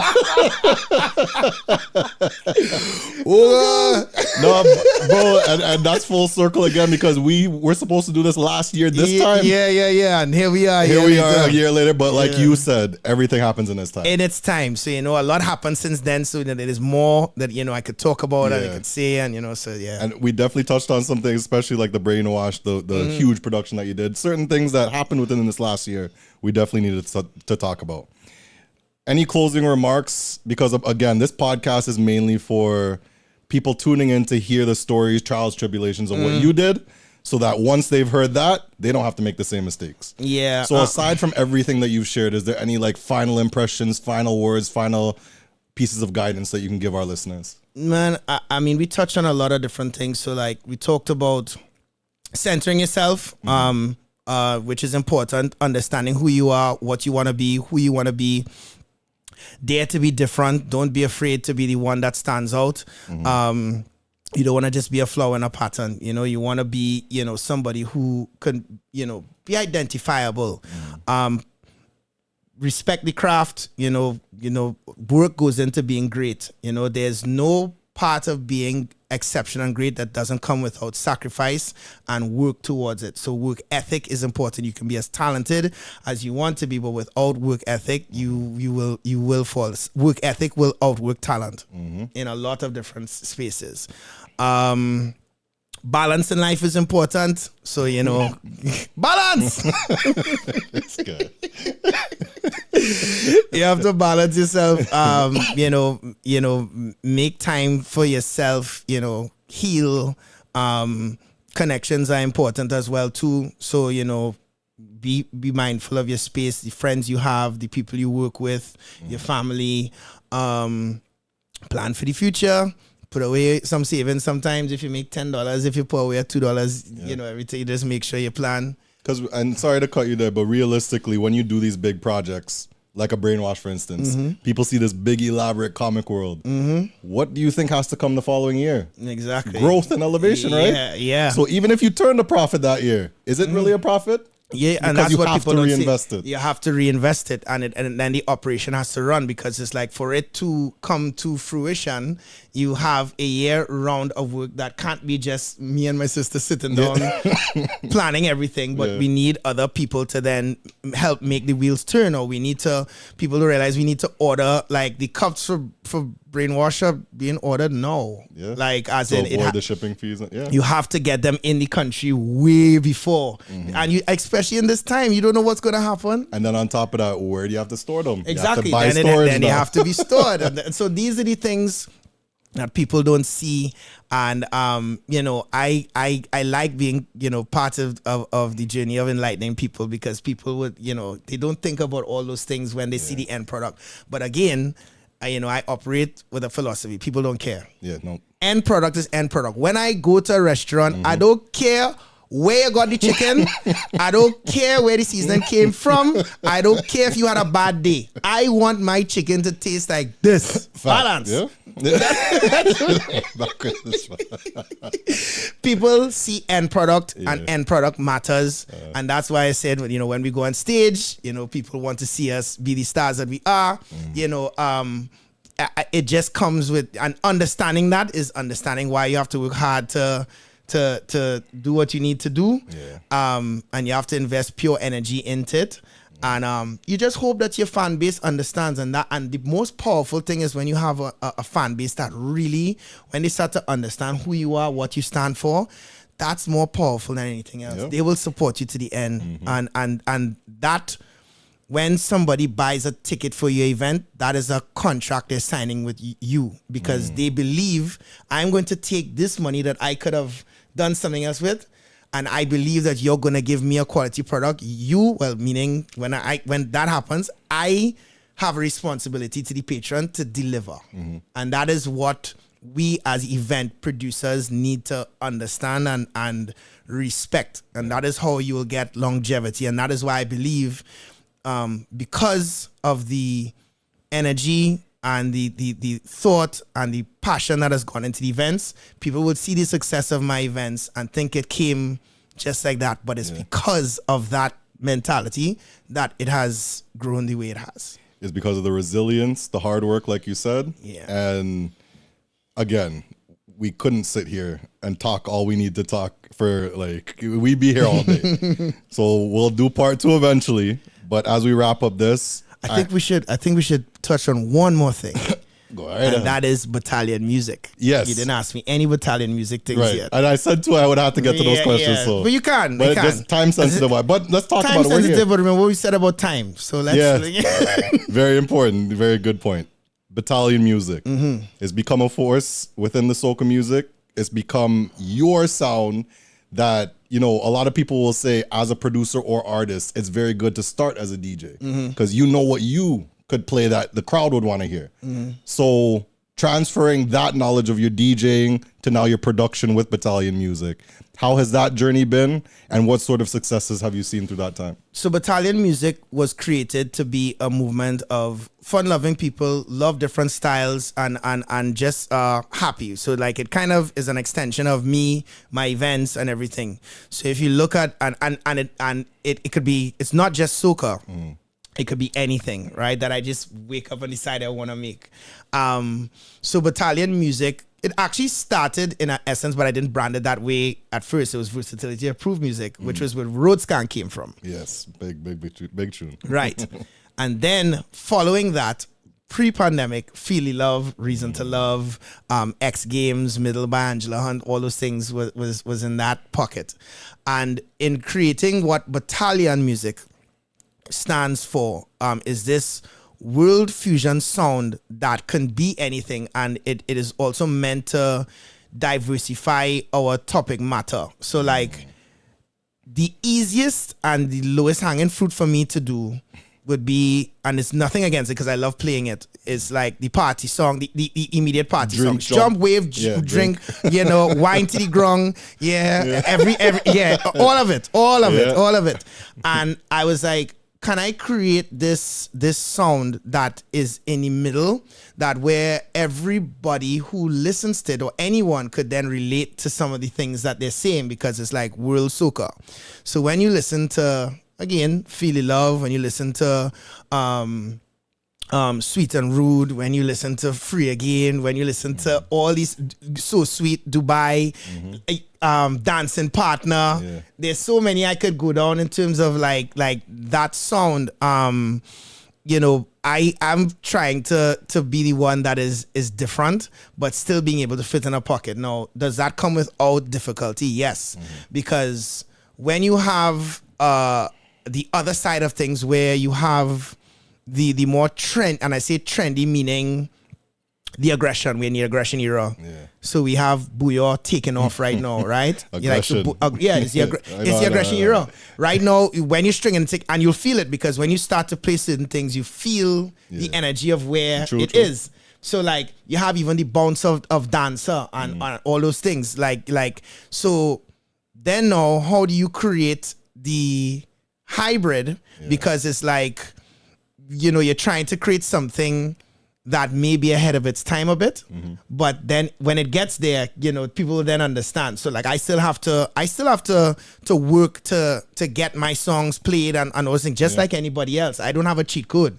And maybe even worse for me, because it's like people think, oh, Ryan's Ryan, so he's gonna, you know, just get the play. But no, I need expectation. Right. So I now have to create, and will still continue to create this sound with, you know, different artists and keep knocking. And, you know, like, so like even with what I did with Chutney Soca this year, but immediately we won Chutney Soca Monarch. Remember I messaged you and told you that was my mom's favorite song? Yeah. Pepper Vine came and won. And so like, I look at it as like, yo, I can do so many things with the music, and just by putting the right machine behind these things, it's like I feel like I could contribute to my culture and the Caribbean in another way. So I've done the DJing, I've done the events, right? And now I can do it with songwriting and production. Yeah. You know, and that's what, and people don't believe I be doing these things, but like it's literally me. It's like I'm actually involved with everything. So And that's why I told you that time, like, to see you do so much is an inspiration for me, because even if you're able to do 10 things and I feel like 4 is my max, and I could see Ryan and say, you know what, like, he's human too. I could figure this out, and he's capable. I could figure that out. One day, it may not be tomorrow, but eventually I could it's time. Study and put things in practice. It's time, and you also have to, you know, train your mind, your body, and spirit for it, because just remember, it will come with its ups, it comes with its downs, it'll come with criticism when people, and especially when people don't understand, and it will come with people telling you it's not going to work. You know, but, you know, your best supporter sometimes is you. Yeah, absolutely. And it has to be. You have to believe. Your biggest supporter. You have to believe in what you're doing, you know, with sense. So if somebody jump off no cliff.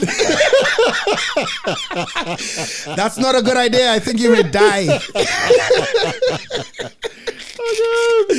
But and even in light of what you were saying with the music, like, something you should feel honored about and proud about is the fact that not only did you produce a certain level of music, you as a DJ took that music and made a mixtape.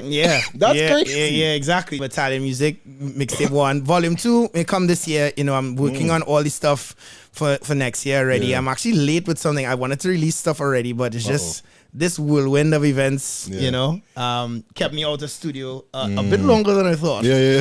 So, but I definitely will be making moves with all the artists. Like I'm trying to work with all the ones I've done some iconic songs already. Freetown Again, Mila, Second, Irfan, Preety, maybe another Marshall. Try to tap back in with Kess. You know, and you know, I worked with Jadel. Jadel has a great work ethic. Yeah. Terry Lyons, who I one of my personal favorites in terms of working with her, creating this kind of fusion. Yeah, no, you do a lot with her. Yeah, every year. You know, I always love the song I do it with Terry and stuff. So like, it's just different takes on what soca could be, and I'm excited about that as well too. Dude, I love it. And what you're doing is phenomenal work, especially with all the artists you work with. It's not like you're just going for the top dog. Yeah, that actually is the thing. I actually am going for the ones who are not necessarily the top dogs and just work with them and create something, you know? Yeah. And that's not to say you can't, because like you just said, Peppervine, you work with Kes. And we know that. So like Kes and I have a song for the longest while. He keeps, every time he sees me, he just calls the name of it. It's like, hey. And I was like, we both was like, when the time is right, it's going to happen. And we just trying to get it right. And one day Kes will just message and it's like, here, listen to this. And it's the song. It's like, so don't touch nothing. Is there anybody that you haven't worked with that you would love to? Oh, plenty. Like there's so many people I have worked with from the veterans straight to the new ones. I have I think a lot of work to do. Got it. I haven't worked with let's say I haven't worked with Garland yet. I haven't worked with Destra. I haven't worked with I work with Patrice. I have a song with Nadia too. No one heard yet. They have thing Voice. Well, I work with Voice and Pass It Around, but I want to work with him again as well too. People from the other islands, French artists, dancehall artists. I intend to kind of go across the board with what could happen, you know? That's amazing, man. Out of all them hats, which do you think is your favorite? It will always go back to my core passion, DJ. Yeah. But it's I'm crazy. A creator. I'm a creator at heart, but like the music and just playing and being able to play different genres and stuff. And it's hard. It's like trying to choose one of your children. You know, like I love being in studio and creating. I love creating. Creating events is a lot of fun for me. I love to create Brainwash. Just because of so much you could try and think of and try to innovate and those things. It's hard to choose, but I'll go back to the music. Music what started it, and music is universal. So like, you know, you could speak to people through music. Yeah, and this is a public platform, so I don't want you to get too specific. But in terms of like the profitability or the most rewarding space, which would you say you've seen the most success in? That's if you're talking profitability, you could say the event space. And both the event and DJing space, you know, if you do it well, you know, you could profit off of it and then be able to invest in the other things, right? But it's hard to determine because it's like you could break even on an event that looks big, or you could lose on an event that looks big. So you know what I'm saying? Yep. So it's not about numbers. It's like, you know, profitability could be you've profited on goodwill of the event in the sense that you have created this event that can now, you know, fuel the others. Or on a DJ side, you could travel a lot, but like, you know, then do you want to be traveling that much? Because then now everything else is suffering. So again, it comes down to that word, balance, you know? So you have to know what you're doing, because it's like when you're doing one, like if you are the creative director of something, it's like, then where does everything else fall, you know? Absolutely. Unless you create a system where you have people who are like-minded or better than you. And that's what you want to be. You want to be in a room where you're not the smartest. You want to be in a room where they're actually better creators than you. It's like, we could create this whole thing. You've given us the vision. You need to now stay in the creative space and go to Private Ryan space. I could be transparent. I hardly get a chance to practice. When you'll hear me, that's my natural instincts. But put me in a room for a month where it's like, practice. And then you'll see a whole other Ryan. Like, it will just be like me back in that era where you said, what you did was ahead of what with stems and all those things, I will go right back to all that. I can imagine what you would do with these things now if you actually, Time. A lot of us, that's the problem, is back to time.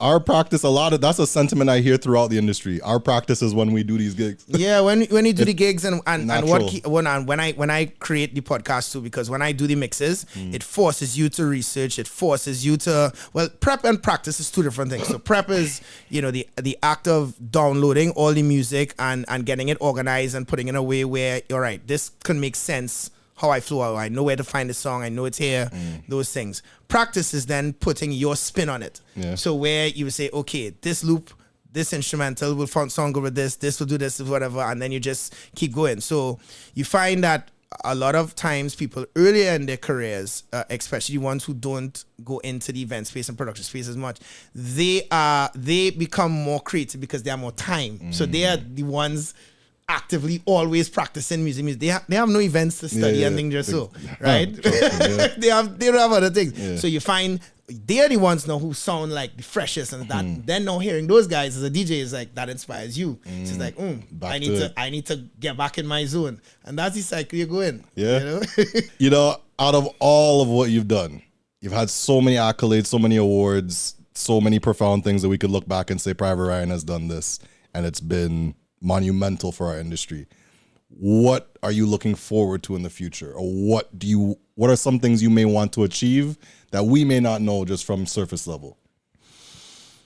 Me, I think in this phase is about legacy and what needs to be created, and as we the last what we talk about, which is Battalion music, one of the things that I'm excited about is if I'm able to create an elevated, not that it needs elevating, but like a new pocket it's like the equivalent of what Rashot I did with Soca. He's lauded as the godfather of creating the genre that merged Indian and African drums. What if I created something that then spawned a whole other thing that features our artists, but like it is the world representation, but just done in a different way. Yeah. What if I was able to create, or not create because I've created it, Brainwash elevates to one of the most revered festivals in the world? What if I was able to make Mila a Grammy Award superstar? What if I'm able to take, my DJs on a worldwide tour with me, and we do something where we package it and it's something different? Wow. So I'm just calling these things off the top of my head, and it's just like, that's my spirit talking. Like I didn't even think of that answer until I started to say what if, and the what ifs are things that are possible with the right work, and so like for me, I'm on an ongoing journey that is defined by how long God is going to keep me here. And the moves you make. And the moves I make as it goes back to time. Yeah. I can't tell you the time. I know what I want to do. It's just my time to do it and how long it'll take to get there. I hear that, bro. But, something to look back at the end of the day is, and it's crazy that you said it earlier too, it's you weren't even thinking about how your work would impact the industry. No, you were just working. Did it. Yeah, I just do. I just, what my spirit guides me to do, I do it. And I go after it. And that was from your mom, right? Unrelenting. Yeah. That was from your mom that said that, right? Well, yeah, she said if it's what, if your spirit takes it. One thing they know about me, it's a gift baby I was given, is that my gut has never let me wrong. Anytime I go against my gut is when I regret. It's like, damn, I should have done this. I know my sister is back there listening, because a lot of what you're saying today is very similar to what the hell I've been dealing with. And the gut thing has been pivotal recently. And it comes sometimes with resistance, because sometimes your gut, like even if I might have an opinion on something, and let's say I'm talking to my sister about it, she may not agree with me. And I'm like, I don't think this is the move. I think this is what I need to do. And, you know, it may come with a back and forth, but like, it's like your gut is leading you in a certain direction. And so like and that's the struggle with creative soocas. Sometimes your gut could be kind of whack. Yeah. Luckily for me it hasn't, but like, I know from hearing stories, and sometimes you want to do something, it's like you're going against some good advice. Yeah. And it's just like, oh my God, what are we going to do here? I know that one all too well. Yeah. So, but you know, guided gut feeling. So you have to know the people who are around you. I always tell them is like the first instinct. I don't like to hear the word no. It's like I like to hear how.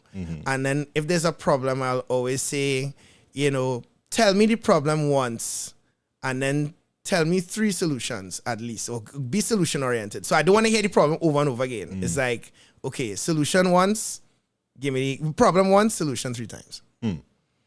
That's I can't remember. It was one of the celebrities I heard say that same sentiment. Don't come to me with a no. Yeah. Let's at least try to figure it out. At least if you tell me, if this is what you want to do, this is what it will take. But don't, no, it can't happen. I don't like that. Yeah. I don't like, because and I guess it goes back to my original experience. Brainwash was said to me, it is not going to work. And that stayed with me. It's like, you told me it's not going to work. And then it worked. It's become the blueprint. That's why I don't like when people tell me this is not going to work. I think it's more so like you have to be that determining factor. You have to be and if it failed, at least you know it was you. Own it. I always say, own your success, you know, but be ready to own your failure as well too. It cannot come without one or the other. You have to be able to own both. Guys, these are the gems from the boss himself.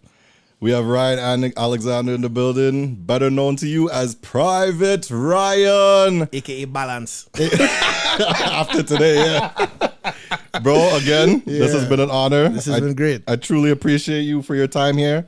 One thing I love about this space too is like we could have had this conversation. Yeah. We could have met up in Lime and just talked. We could. But we now have this 2 hours that will be beneficial to the world at their leisure. Yeah, really, I'm happy that we were able to make it work. You know, it is. I'm glad I came to this space and made it work. Exactly, because we know the technical difficulties. Yeah, I see the setup is nice. It's nice. So like, I'm glad that I came. I have to go get ready to go. Facts, yeah. to think. That traffic is gonna. And even behind that green screen is a whole. I saw. Sound booth. I saw. Oh, you saw? Okay, got you. So one day when the artists you are in town, exactly. And you want to sing a 2 songs, you could come sing a 2 songs. I have songs I have demos of. Like I sing the demos. You didn't touch on that, though. You singing? Let's go. I don't think I'll be an artist, but I think I could be like how Sia is, or like even Calvin Harris, right? Calvin Harris sang Summer. You'll realize that, right? When I met you in this, have you exactly? You realize that he is a voice that like he couldn't get anyone else to sing it, so he sang it. Wow!